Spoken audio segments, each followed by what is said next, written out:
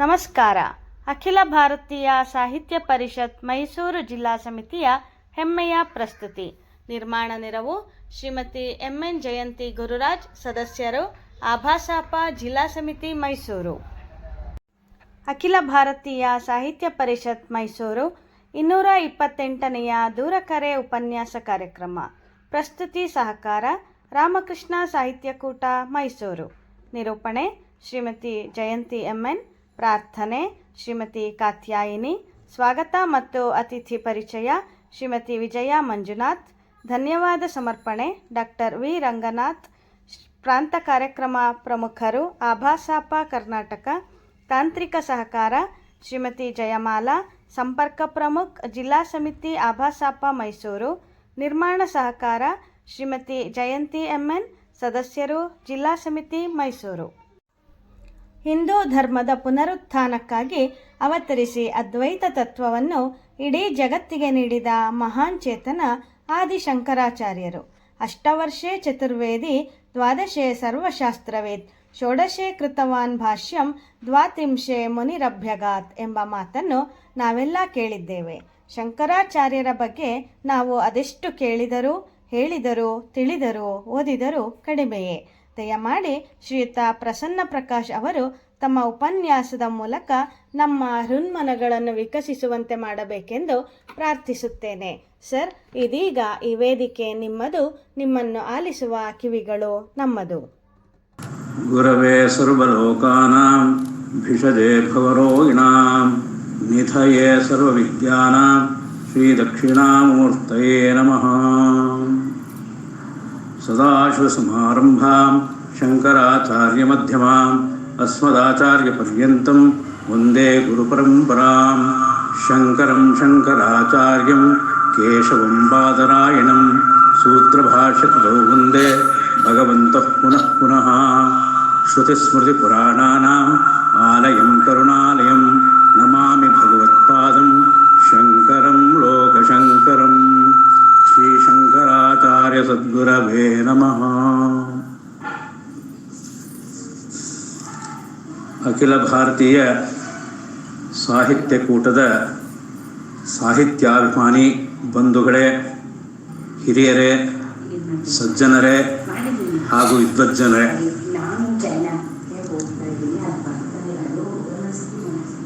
ಇವತ್ತು ಶ್ರೀ ಶಂಕರರ ಕುರಿತು ಒಂದೆರಡು ಮಾತುಗಳನ್ನು ಆಡಲಿಕ್ಕೆ ಸನ್ಮಿತ್ರರು, ಹಿರಿಯರು ಆದಂತಹ ಡಾಕ್ಟರ್ ವಿ ರಂಗನಾಥ್ ಮತ್ತು ಸುಬ್ರಹ್ಮಣ್ಯ ಅವರು ಹೇಳಿದ್ದಾರೆ. ಶಂಕರರನ್ನು ಎಷ್ಟೆಷ್ಟು ಮುಖದಲ್ಲಿ ನೋಡಿದ್ರೂ ಎಲ್ಲವೂ ಹೊಸದಾಗಿ ಕಾಣಿಸ್ತಾ ಹೋಗ್ತಾ ಇದೆ. ಎಲ್ಲ ಕಡೆಗಳಲ್ಲೂ ನಮ್ಮ ಅಜ್ಞಾನದ ಮೆರವಣಿಗೆ ಆಗ್ತಾ ಇದೆ. ಇವತ್ತಿನ ನನ್ನ ಈ ಎರಡು ತೊದಲು ನುಡಿಗಳು ಶಂಕರರಿಗೆ ಅರ್ಪಿತ. ನಿಮ್ಮ ಅಭಿಮಾನದ ನಿಮ್ಮ ಹುಡುಗನ ಮಾತು ಬಾಲಿಶವೋ ಪ್ರೌಢವೋ ಅದರ ನಿರ್ಧಾರ ನಿಮಗೆ ಬಿಟ್ಟಿದ್ದು. ಒಂದೆರಡು ಚಿಂತನೆಗಳನ್ನಷ್ಟೇ ತಮ್ಮ ಮುಂದೆ ಮಾಡಲಿಕ್ಕೆ ಇಷ್ಟಪಡ್ತೇನೆ.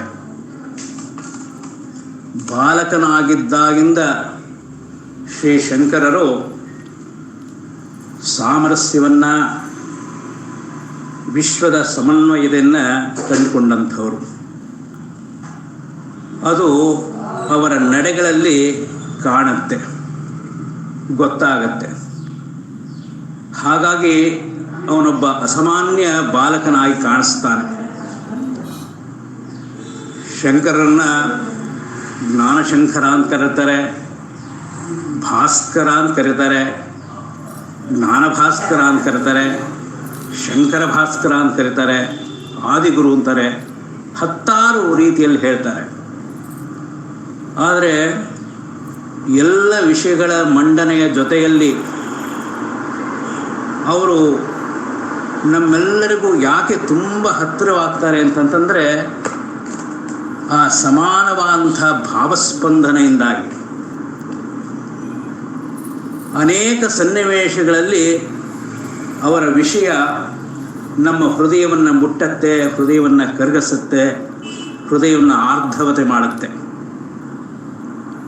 ಬಾಲಕ ಶಂಕರರ ಅವನು ಇನ್ನೂ 3 ವರ್ಷ ಇದ್ದಾಗಲೇ, ಅದಕ್ಕೆ ಮುಂಚೆಯಲ್ಲೇ ತಂದೆಯ ಜೊತೆ ಹೋಗಿ ಆ ದೇವಸ್ಥಾನದಲ್ಲಿ ಶಿವಗುರು ಅವರ ತಂದೆಯವರು ಪೂಜೆ ಮಾಡಲಿಕ್ಕೆ ಹೋಗುವಾಗ ಹೂಗಳನ್ನು ಕೊಯ್ಯಲಿಕ್ಕೆ ಕರ್ಕೊಂಡು ಹೋಗ್ತಾರೆ. ತಂದೆ ದಾರಿ ಉದ್ದಕ್ಕೂ ಅನೇಕ ಕಥೆಗಳನ್ನು ಹೇಳ್ಕೊಳ್ತಾ ಹೋಗ್ತಾರೆ. ಅವರು ಹೂಗಳನ್ನು, ತುಳಸಿಯನ್ನು, ಬಿಲ್ಪತ್ರೆಗಳು ಇವೆಲ್ಲವನ್ನು ಕುಯ್ತಾ ಹೋಗ್ತಾರೆ. ಆದರೆ ಎಲ್ಲವನ್ನು ನೋಡ್ತಾ ಇದ್ದಂತಹ ಶಂಕರ ಆ ಎಲ್ಲ ಹೂಗಳನ್ನು ನೋಡ್ತಾ ಇರ್ತಾನೆ, ಹೂವನ್ನು ಸವರ್ತಾನೆ. ಒಂದು ಹೂವನ್ನು ಕೀಳಲ್ಲ. ಕುಸುಮ ಸಖಿ ನೀನು ಅಂತ DVG ಅವರು ಕೇಳ್ತಾರೆ. ಆ ಒಂದು ಹೂವು ಕುಯ್ಯೋದ್ರಲ್ಲಿ ಅದರಲ್ಲಿ ಏನು ನೋವಾಗುತ್ತೆ ಅನ್ನತಕ್ಕಂತಹ ಭಾವ, ಆ ಹೂವಿನ ನೋವಿನ ಭಾವ, ಇವನ ಹೃದಯದ ನೋವಿನ ಭಾವ ಎರಡೂ ಒಂದೇ ಆಗುತ್ತೆ. ಹಾಗಾಗಿ ಅವನೊಬ್ಬ ಭಾವಶಂಕರನಾಗಿ ಕಾಣಿಸ್ತಾನೆ. ಅವನು ಎಂದೂ ಸಹ ಹೂವನ್ನು ಕೀಳಲಿಕ್ಕೆ ಹೋಗಲ್ಲ. ಅವರು ರಚಿಸಿದ ಸ್ತೋತ್ರಗಳಲ್ಲಿ ಹೂವನ್ನು ತರಲಿಲ್ಲ, ಬಿಲ್ಪತ್ರೆಯನ್ನು ತರಲಿಲ್ಲ, ನಿನಗಾಗಿ ಗಂಗಾಜಲವನ್ನು ತರಲಿಲ್ಲ ಅಂಥೇಳಿ ಅನೇಕ ರೀತಿಯ ಯಾವ ಸೇವೆಯನ್ನು ಮಾಡಲಿಲ್ಲ ಅಂಥೇಳಿ ಕಣ್ಣೀರನ್ನು ಹಾಕಿ ಆ ಭಕ್ತಿಯ ಒಂದು ಪರಾಕಾಷ್ಠತೆಯನ್ನು ಮರೆಯತಕ್ಕಂತಹ ಶಂಕರ ಸ್ವತಃ ಅಲ್ಲಿಗೆ ಹೋದಾಗ ಹೂವನ್ನು ಕೊಯ್ಯಲ್ಲ. ಸಾಮರಸ್ಯವನ್ನು, ಸಮನ್ವಯತೆಯನ್ನು ನಾವು ಅಲ್ಲಿಯ ಸಣ್ಣ ಸಣ್ಣ ವಿಷಯಗಳಿಂದ ಕಾಣ್ತೇವೆ. ತಂದೆ ಹಿರಣ್ಯಕಶಿಪುವಿನ ಕಥೆಯನ್ನು ಹೇಳ್ತಾ ಹೋಗ್ತಾನೆ, ಪ್ರಹ್ಲಾದನ ಕಥೆಯನ್ನು ಹೇಳ್ತಾ ಹೋಗ್ತಾನೆ. ಹಿರಣ್ಯಕಶಿಪು ಅವರಿಗೆ ನಾರಾಯಣ ಅಂದರೆ ಅವನಿಗೆ ಕೋಪ. ಅವನು ಹರಿಯ ನಾಮವನ್ನು ಹೇಳದೆ ತಡ್ಕೊಳಕ್ಕಾಗ್ತಾ ಇರಲಿಲ್ಲ. ಆ ಕಥೆಯನ್ನು ಕೇಳುವಾಗ ಶಂಕರನ ಮನಸ್ಸಿನಲ್ಲಿ ಅನೇಕ ವಿಚಾರಗಳು ಮೂಡುತ್ತೆ. ಅವನಿಗೆ ಅನೇಕ ಪ್ರಶ್ನೆಗಳನ್ನ ಅವನೇ ಹಾಕೊಂತಾನೆ. ಹರಿ ಅನ್ನೋದ್ರಲ್ಲಿ ಏನು ವ್ಯತ್ಯಾಸ ಇದೆ, ಹರ ಅನ್ನೋದ್ರಲ್ಲಿ ಏನು ವ್ಯತ್ಯಾಸ ಇದೆ? ರಾಮ, ಪರಶುರಾಮ ಈ ಥರದವರೆಲ್ಲ ತಂದೆಯ ವಾಕ್ಯವನ್ನು ಪರಿಪಾಲನೆ ಮಾಡಿದ್ರು. ಹಾಗಾಗಿ ಆ ಎಲ್ಲರನ್ನೂ ಪರಿಪಾಲನೆ ಮಾಡಿದಂತಹ ಆ ಸಂತತಿಯವರಾದ ಪ್ರಹ್ಲಾದ ಯಾಕೆ ಅವರ ತಂದೆಯ ಮಾತನ್ನು ಕೇಳಲಿಲ್ಲ ಅನ್ನೋದಕ್ಕಂತ ಒಂದು ಪುಟ್ಟ ಪ್ರಶ್ನೆಯನ್ನು ಎತ್ತುತ್ತಾನೆ. ಅವನು ಹೇಳ್ದ, ಆ ಹೆಸರನ್ನು ಹೇಳಬೇಡ ಅಂತ ಹೇಳ್ದ. ಹಿರಣ್ಯಕಶಿಪು ಹೇಳಿದನ, ಇವನು ಯಾಕೆ ಮಾತು ಕೇಳಲಿಲ್ಲ? ಅವನು ಕೇಳ್ತಕ್ಕಂತಹ ಪ್ರಶ್ನೆಗಳಿಗೆ ಶಿವಗುರುವಿಗೆ ಉತ್ತರ ಹೇಳಲಿಕ್ಕೆ ತುಂಬ ಕಷ್ಟ ಆಗುತ್ತೆ. ಮುಂದೆ ಅದನ್ನು ವಿವರಿಸುವಾಗ ಅವರು ಧ್ಯಾನಸ್ಥರಾಗ ಯೋಚನೆ ಮಾಡಿ ಹೇಳ್ತಾರೆ, ಅವನಲ್ಲಿ ಅಹಂಕಾರ ಮೆರೆದಿತ್ತಪ್ಪ, ಅವನು ತನ್ನದೇ ಮೆರೆಸಬೇಕು ಅನ್ನತಕ್ಕಂಥದ್ದನ್ನು ಯೋಚನೆ ಮಾಡ್ದ. ಹರಿಯಾಗಲಿ ಹರನಾಗಲಿ ಅದನ್ನು ಹೇಳಬಾರ್ದು ಅಂತಲ್ಲ, ಅಹಂಕಾರವನ್ನು ನಾಶ ಮಾಡಲಿಕ್ಕೆ, ಅದನ್ನು ಧ್ವಂಸ ಮಾಡಲಿಕ್ಕೋಸ್ಕರ ಅವತಾರ ಆಗುತ್ತೆ. ಹಾಗಾಗಿ ಅವನು ಆ ಹಿರಣ್ಯಕಶಿಪುವನ್ನು ಅವನು ಕೊಂದ, ಪ್ರಹ್ಲಾದನ ಸಂರಕ್ಷಣೆ ಮಾಡ್ದ. ಪ್ರಹ್ಲಾದನಿಗೆ ಎಲ್ಲ ಕಷ್ಟ ಕೊಟ್ಟರು ಸಹ ಪ್ರಹ್ಲಾದನ ಯಾಕೆ ಕಾಪಾಡ್ದ ಅಂತಂತಂದರೆ ಅವನು ಒಂದು ತನ್ಮಯತೆಯಿಂದ ಅದರಲ್ಲಿ ಕಾಣ್ತಾ ಇದ್ದ. ಇವನ ಅಹಂಕಾರವನ್ನು ಮುರಿಸಬೇಕು ಅನ್ನತಕ್ಕಂತಹ ಪ್ರಯತ್ನವನ್ನು ಮಾಡಿದಂಥವನು. ವಿಶ್ವ ಚೈತನ್ಯದ ಒಂದೇ ಎಲ್ಲವೂ ಆದಾಗ ಅದರಲ್ಲಿ ರೂಪ ನಾಮಗಳು ಬೇರೆ ಆದರೂ ಸಹ ಏಕಂ ಸತ್ ವಿಪ್ರಾಹ ಬೋಧಾವನಂತಿ ಅನ್ನತಕ್ಕಂತಹ ಮಾತೇನಿದ್ದೀವಿ. ಒಂದೇ ಸತ್ಯ, ಆದರೆ ಅದನ್ನು ಬೇರೆ ಬೇರೆ ರೀತಿಯಲ್ಲಿ ಹೇಳ್ತಾರೆ. ಒಂದೇ ವಿಷಯವನ್ನು ಬೇರೆ ಬೇರೆ ರೀತಿಯಲ್ಲಿ ಹೇಳಬಹುದು ಅನ್ನತಕ್ಕಂಥ ಸ್ವಾಭಾವಿಕವಾದಂಥ ಆ ಸ್ವಭಾವ ಅವನಲ್ಲಿ ಕಾಣುತ್ತೆ. ಶಂಕರ ಅವನು ಎಷ್ಟರ ಮಟ್ಟಿಗೆ ಆ ತಾದಾತ್ಮ್ಯತೆಯನ್ನು ಹೊಂದಿರ್ತಾನೆ ಅಂತಂದಾಗ ಅವನು ಹೇಳ್ತಕ್ಕಂಥ ಮಾತುಗಳನ್ನು ಅವರು ಶಿವಗುರು ನೆನೆಸ್ಕೊತಾರೆ. ಅದರಲ್ಲಿ ಒಂದು ವಿಷ್ಣುವಿಗೆ ಸಂಬಂಧಪಟ್ಟಂತಹ ಒಂದು ಶ್ಲೋಕ ಬರುತ್ತೆ, ಎಷ್ಟು ಚೆನ್ನಾಗಿದೆ. ಯಾವುದನ್ನು ನಾವು ದೈವೀ ಸಂಪತ್ತು ಅಂತ ನಾವು ಹೇಳ್ತೇವೋ, ಯಾವುದನ್ನು ಆಚರಿಸೋದ್ರ ಮುಖಾಂತರ ನಮ್ಮ ಜೀವನ ಉದ್ಧಾರ ಆಗತ್ತೆ ಅಂತ ನಾವು ಭಾವಿಸ್ತೇವೋ ಅಂತಹ ಒಂದು ಶ್ಲೋಕವನ್ನು ಅವರು ತೋರಿಸ್ತಾರೆ. ಅದರಲ್ಲಿ ಹೇಳ್ತಾರೆ, ಅಹಿಂಸಾ ಪ್ರಥಮಂ ಪುಷ್ಪಂ. ಅಹಿಂಸೆ ಅನ್ನೋದು ಮೊದಲನೆಯ ಪುಷ್ಪ. ಅದು ವಿಷ್ಣುವಿಗೆ 8 ಪುಷ್ಪಗಳು ಇಷ್ಟ ಅಂತೆ. ಅಹಿಂಸಾ ಪ್ರಥಮಂ ಪುಷ್ಪಂ, ಪುಷ್ಪಂ ಇಂದ್ರಿಯ ನಿಗ್ರಹಂ. ಸರ್ವಭೂತ ದಯಾ ಪುಷ್ಪಂ ಕ್ಷಮಾ ಪುಷ್ಪಂ ವಿಶೇಷತಃ ಕಾಂತಿ ಪುಷ್ಪ ಶಾಂತಿ ಪುಷ್ಪಂ ತಪಃ ಪುಷ್ಪಂ ಧ್ಯಾನ ಪುಷ್ಪಂ ತಥೈವ ಚ ಸತ್ಯಂ ಅಷ್ಟವಿಧಂ ಪುಷ್ಪಂ ವಿಷ್ಣು ಪ್ರೀತಿಕರಂ ಭವೇತ್.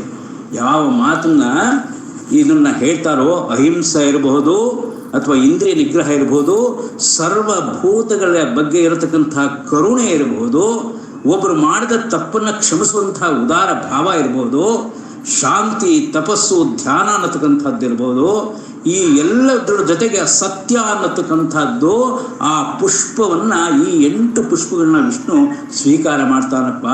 ಮನುಷ್ಯ ತನ್ನ ಜೀವನವನ್ನು ಉಜ್ಜೀವನ ಮಾಡ್ಕೋಬೇಕಾದ್ರೆ ಈ ಪುಷ್ಪಗಳು ತುಂಬ ಮುಖ್ಯ ಅನ್ನತಕ್ಕಂಥ ಮಾತನ್ನ ಅವ್ರು ಹೇಳ್ತಾರೆ. ಅದನ್ನು ನೆನೆಸ್ಕೊತಾರೆ. ಆ ಎಲ್ಲ ಗುಣಗಳು ಇವನಲ್ಲಿ ಕಾಣ್ತಾ ಹೋಗುತ್ತೆ. ಅವರು ಚಿಕ್ಕವನು ಬಾಲಕನಾಗಿದ್ದಾಗಲೇ, ಅವನು ತಂದೆ ಇರುವಾಗಲೇ ಚೂಡಾಕರ್ಮ ನೆರವೇರುತ್ತೆ. ತಂದೆಯಿಂದ ಪಾಠಗಳನ್ನು ಹೇಳಿಸ್ಕೊತಾನೆ. ತಂದೆಯ ಅವಸಾನ ಆಗ್ತಾ ಇದೆ ಅಂತ ಗೊತ್ತಾಗುತ್ತೆ.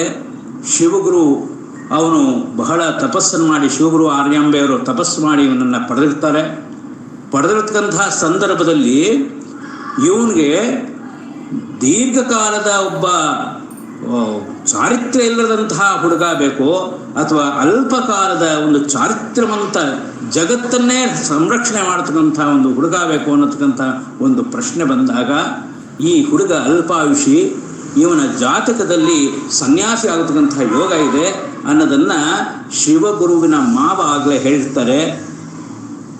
ಸುಮಾರು ವರ್ಷಗಳ ಕಾಲ ಮಕ್ಕಳಿಲ್ಲ. ತಾಯ್ತನದ ಒಂದು ಕೊರತೆಯಿಂದಾಗಿ ಆರ್ಯಾಂಬೆ ಕೃಷಿರಾಗಿರ್ತಾಳೆ.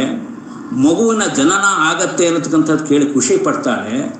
ಆದರೆ ಹುಟ್ಟಿದಂತಹ ಮಗು ತಮ್ಮ ಜೊತೆಲಿ ಸ್ವಲ್ಪ ದಿವಸ ಇದ್ದು ಸನ್ಯಾಸವನ್ನು ಸ್ವೀಕಾರ ಮಾಡ್ಕೊಳ್ತಾಳೆ ಅಂತಂದಾಗ ಆಕೆಯ ಹೃದಯ ಹೇಗಾಗಬೇಕು. ಆದರೆ ಆ ವಿಷಯವನ್ನು ಬಚ್ಚಿರ್ತಾರೆ, ಹೇಳಲ್ಲ.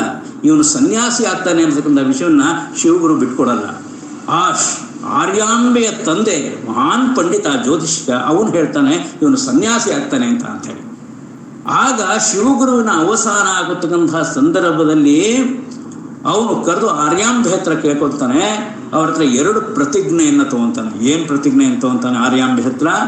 ಒಂದು, ನನ್ನ ಅವಸಾನ ಆಗ್ತಾ ಇದೆ, ನಾನು ಇನ್ನೇನು ಕೆಲವೇ ದಿನಗಳಲ್ಲಿ ನಾನು ಈ ಶರೀರವನ್ನು ತ್ಯಾಗ ಮಾಡ್ತೇನೆ. ಯಾವುದೇ ಕಾರಣಕ್ಕೂ ಸಹ ನಾನು ನನ್ನ ಅವಸಾನ ಆಯಿತು ಅಂತ ಹೇಳಿ ನೀನು ದೇಹ ತ್ಯಾಗವನ್ನು ಮಾಡತಕ್ಕಂಥದ್ದು, ಆತ್ಮಾರ್ಪಣೆ ಮಾಡ್ಕೊಳ್ತಕ್ಕಂಥ ಕೆಲಸ ಮಾಡ್ಕೋಬಾರ್ದು. ಒಂದು. ಎರಡನೇದು, ವಿಶೇಷವಾದಂತಹ ಪುಣ್ಯದಿಂದ ಯಾವುದೋ ಒಂದು ಉದ್ದೇಶವನ್ನು ನೆರವೇರಿಸಲಿಕ್ಕೋಸ್ಕರ ಇವನು ಜನ್ಮವನ್ನು ಅವತರಿಸ್ಯಾನೆ. ಇವನ ಯಾವ ಸಂಕಲ್ಪಕ್ಕೂ ನೀನು ಅಡ್ಡಿ ಬರಬಾರದು ಅನ್ನತಕ್ಕಂಥ 2 ಪ್ರತಿಜ್ಞೆಗಳನ್ನು ಆರ್ಯಾಂಬೆ ಹತ್ರ ತಗೊಂಡು ಶಿವಗುರು ತನ್ನ ದೇಹಾವಸಾನವನ್ನು ಮಾಡ್ಕೊತಾನೆ. ದೇವಾಸನ ಆಗತ್ತೆ ಒಂದು. ಆದರೆ ಈ ಹುಡುಗ, ಸಣ್ಣ ಹುಡುಗ, 3 ವರ್ಷದಲ್ಲಿ ಚೂಲಕರ್ಮ ಆಗಿರುತ್ತೆ. ಚೂಡಾಕರ್ಮ ಉಪನಯನ ಮಾಡಬೇಕು ಅಂತ ತುಂಬ ಆಸೆ ಪಟ್ಟಿರ್ತಾರೆ. ಗಾಯತ್ರಿ ಉಪದೇಶವನ್ನು ಶಿವಗುರು ಮಾಡಲಿಕ್ಕಾಗಲ್ಲ. ಆರ್ಯಾಂಬೆಯ ದಾಯಾದಿ ಒಬ್ಬರು ಇವರಿಗೆ ಗಾಯತ್ರಿ ಉಪದೇಶವನ್ನು ಮಾಡ್ತಾರೆ. ಉಪದೇಶ ಮಾಡಿ ಅವನು ಆತ್ರೇಯರ ಒಂದು ಗುರುಕುಲ ಆಶ್ರಮಕ್ಕೆ ಹೋಗ್ತಾರೆ. ಯಾವ ಆತ್ರೇಯ ಗುರುಗಳಿದ್ರು, ಯಾರ ಹತ್ರ ಶಿವಗುರು ಅಲ್ಲೇ ಅಭ್ಯಾಸವನ್ನು ಮಾಡಿದ್ರು, ಅದೇ ಪಾಠಶಾಲೆಗೆ ಈ ಹುಡುಗ ಬರ್ತಾನೆ. ಆ ಹುಡುಗ ಅಲ್ಲಿಂದ ಹೋಗಿ ಅಲ್ಲಿ ಗುರುಕುಲದಲ್ಲಿ ತಾಯಿಯ ಸಮಾಧಾನವನ್ನು ಈ ಹುಡುಗ ಹೇಳ್ತಾನೆ. ತಂದೆ ಅವಸಾನವಾಗಿರುತ್ತೆ.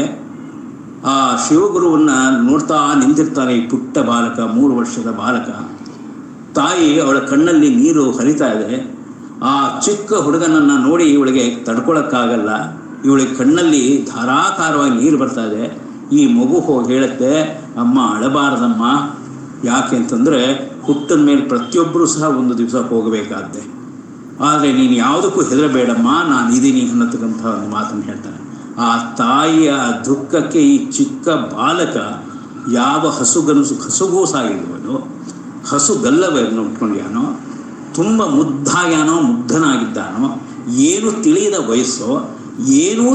ವಯಸ್ಸು ಅಂತ ನಾವ್ಯಾವುದನ್ನು ಭಾವಿಸ್ತೀವೋ, ಆದರೆ ಏನಾಗತ್ತೆ ಅನ್ನತಕ್ಕಂಥದ್ದು ಎಲ್ಲವನ್ನೂ ಆಗಲೇ ಅವನು ತಿಳ್ಕೊಂಡ್ಯಾನೋ ಅಂತಹ ಶಂಕರ ಆರ್ಯಾಂಬೆಯನ್ನು ಸಮಾಧಾನ ಮಾಡ್ತಾನೆ. ಸಮಾಧಾನ ಮಾಡಿ ಹೇಳ್ತಾನೆ, ನಾನು ಎಲ್ಲವನ್ನೂ ಸಹ ಕಲ್ತ್ಕೊಂಡು ಬೇಗ ಬರ್ತೀನಮ್ಮ, ನಾನು ನಿನ್ನ ನೋಡ್ಕೊತೀನಿ ಅನ್ನತಕ್ಕಂಥ ಒಂದು ಮಾತನ್ನು ಆರ್ಯಾಂಬೆಗೆ ಹೇಳ್ತಾನೆ. ಆರ್ಯಾಂಬೆಗೆ ಹೇಳಿ ಆತ್ರೇಯ ಗುರುಕುಲದಲ್ಲಿ ಕಲ್ತುಕೊಂಡು ಬಂದಂಥ ಆ ಬಾಲಕ ತನ್ನ ತಾಯಿಯ ಆ ದುಃಖವನ್ನು ಅವನು ನೋಡ್ತಾನೆ, ಅದಕ್ಕೆ ಸ್ಪಂದಿಸ್ತಾನೆ. ಆದರೆ ತಾಯಿಯನ್ನು ಅಷ್ಟು ಪ್ರೀತಿ ಮಾಡ್ತಾನೆ. ಒಂದು ದಿವಸ ಅಲ್ಲಿಂದ ಬಂದ್ಯಾನೆ, ಆ ಹೊಸಗೂಸಿನ ಆ ಮಗುವನ್ನು ಆ ಪಾಠಶಾಲೆಗೆ ಕಳಿಸ್ಕೊಡ್ಬೇಕಾದ್ರೆ ಇವಳಿಗೆ ತುಂಬ ದುಃಖ ಆಗುತ್ತೆ. ಶಿವ ಗುರುವೂ ಇಲ್ಲ, ಪಾಠಶಾಲೆಗೂ ಹೋಗ್ತಾ ಇದ್ದಾನೆ ಇವನು. ಈ ಹುಡುಗನ ಹೇಗೆ ನೋಡ್ಕೊತಾರೋ ಇಂಥ ಹಸುಗೂಸಾದಂಥ ಈ ಮಗುವನ್ನು, ಇಷ್ಟು ಚಿಕ್ಕದು ಅಂತ ಹೇಳಿ ಅವಳು ಯೋಚನೆ ಮಾಡ್ತಾಳೆ.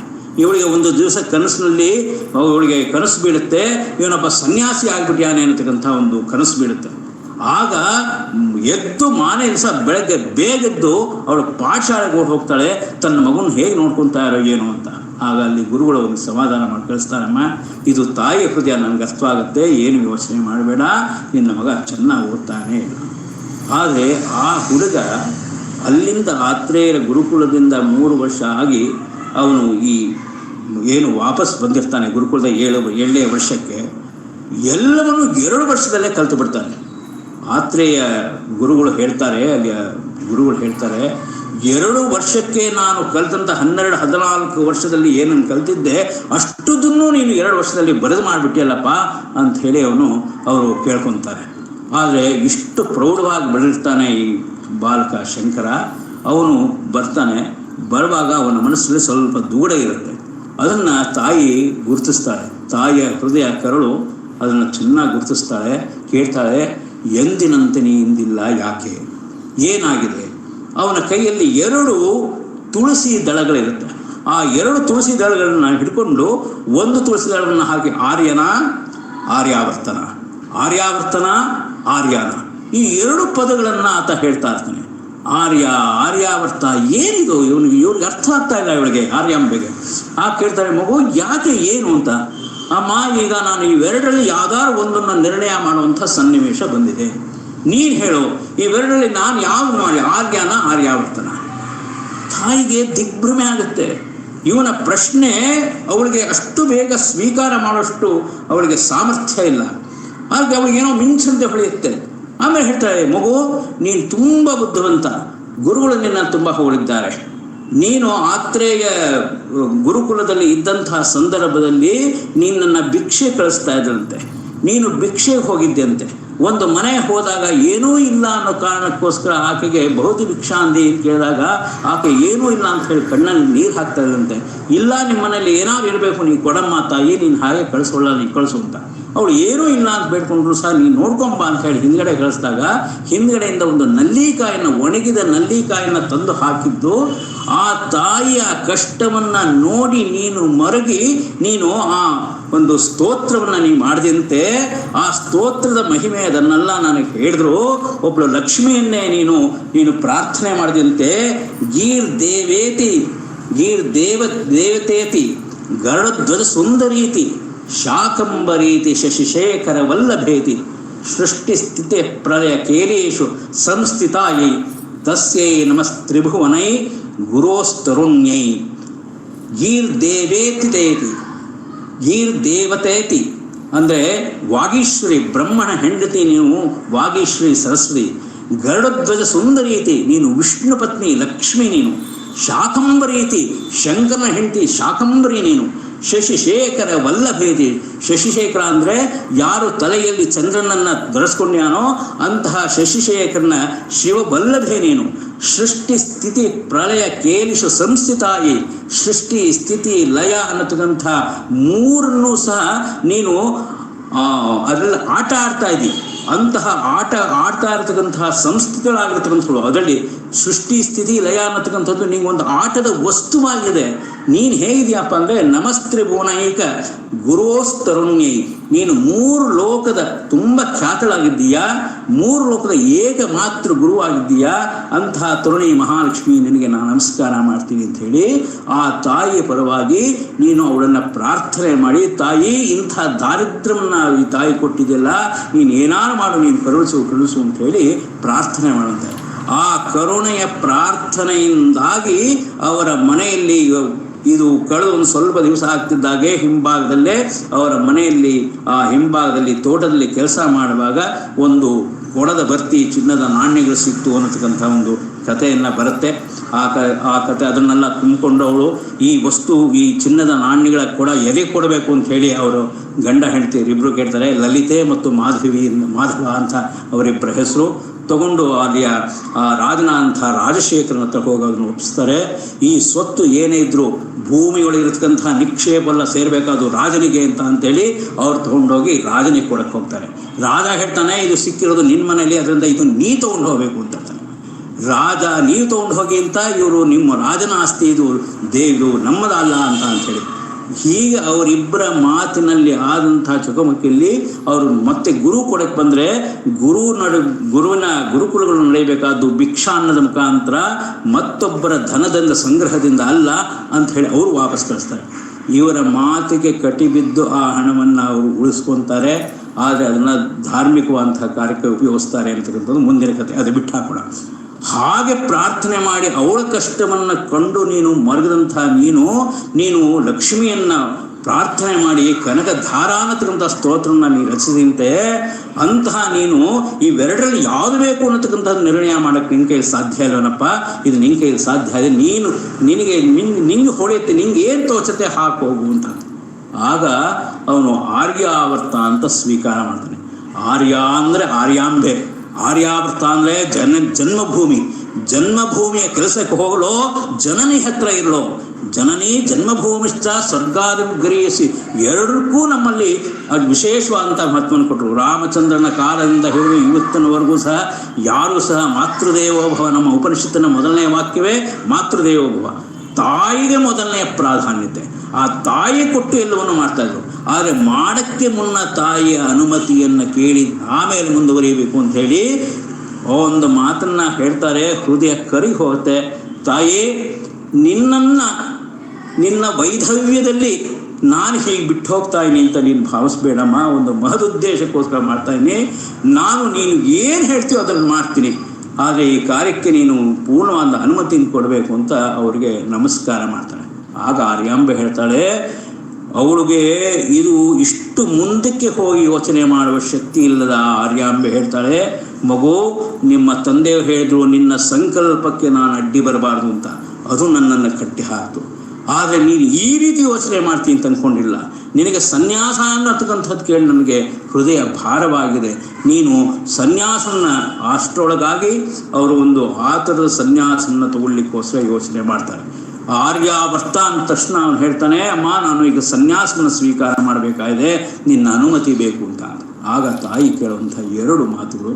ಒಂದು ಹೇಳ್ತಾಳೆ, ಮಗನೇ, ನನ್ನ ಅಂತ್ಯಕಾಲದಲ್ಲಿ ನೀನು ಇಲ್ಲಿಗೆ ಬರಲೇಬೇಕು ಮತ್ತು ನನ್ನ ಅಂತ್ಯಕ್ರಿಯೆ ಪೂರ್ಣ ಕ್ರಿಯಾದಿಗಳನ್ನು ನೀನೇ ಮಾಡಬೇಕು. ಯಾಕೆ ಅಂತಂದರೆ ಶಿವಗುರುವು ಅವಸಾನವಾದಾಗ ಶಂಕರರು ಅವರಿಗೆ ಯಾವುದೇ ಶ್ರಾದ್ದ ವಿಧಿಗಳನ್ನು ಮಾಡೋಕ್ಕಾಗಿರಲ್ಲ. ಕಾರಣ ಅಂತಂತಂದರೆ ಆಗ ಅವನಿಗಿನ್ನೂ ಉಪನಯನ ಆಗಿರಲ್ಲ. ಈಗ ಉಪನಯನ ಆಗಿದೆ, ಆದರೆ ಗುರುಕುಲವಾಸವನ್ನು ಮುಗಿಸಿಯಾನೆ. ಈಗ ಕ್ರಮ ಸನ್ಯಾಸವನ್ನು ತಗೊಳ್ಳಿಕ್ಕೋಸ್ಕರ ಮುಂದಕ್ಕೆ ಹೋಗ್ತಾ ತಾಯಿಗೋಸ್ಕರ ಕೇಳ್ತಾರೆ. ಅವಳಿಗೆ ತಾಯಿಗೆ ಏನಾಗಿರುತ್ತೆ ಅಂತಂದರೆ, ಅವತ್ತು ರಾತ್ರಿ ಒಂದು ಕನಸು ಬೀಳುತ್ತೆ. ಆ ಹುಡುಗ ದೋಣಿಯಲ್ಲಿ ಬರ್ತಾನೆ. ದೋಣಿಯಲ್ಲಿ ಬರಬೇಕಾದ್ರೆ ಅವನಿಗೆ ಒಂದು ಮೊಸಳೆ ಅವನು ಕಾಲನ್ನು ಹೊರಗಡೆ ಹಾಕೊಂಡು ನೀರಲ್ಲಿ ಆಟ ಆಡ್ತಾ ಬರ್ತಾನೆ. ಒಂದು ಮೊಸಳೆ ಅಟ್ಟಿಸ್ಕೊಂಡ್ಬರ್ತಾ ಇದೆ. ಇನ್ನೇನು ಇವನನ್ನು ಹಿಡ್ಕೊಂಡ್ಬಿಡುತ್ತೆ ಅನ್ನುವಂಥ ಒಂದು ಸಂದರ್ಭ. ಆಗ ಈ ಬಾಲಕ ಕಾಲನ್ನು ತೆಗೆದು ದೋಣಿ ಒಳಗೆ ಹಾಕೊಳ್ತಾನೆ. ಇವನು ಹೇಳ್ತಾನೆ, ಅವಮ್ಮ, ನನಗೇನೂ ಆಗಲಿಲ್ಲ ಅನ್ನತಕ್ಕಂಥ ಮಾತನ್ನು ಹೇಳ್ತಾನೆ. ಆ ಕನಸು ಬಿದ್ದಿದ್ದ ಗಾಬರಿಗೂ ಇವನು ಬಂದು ಕೇಳಿದ್ದಕ್ಕೂ ಆಕೆಯ ಮನಸ್ಸಿನಲ್ಲಿ ಆದಂತಹ ತಳಮಳವನ್ನು ಹೇಳಕ್ಕಾಗಲ್ಲ.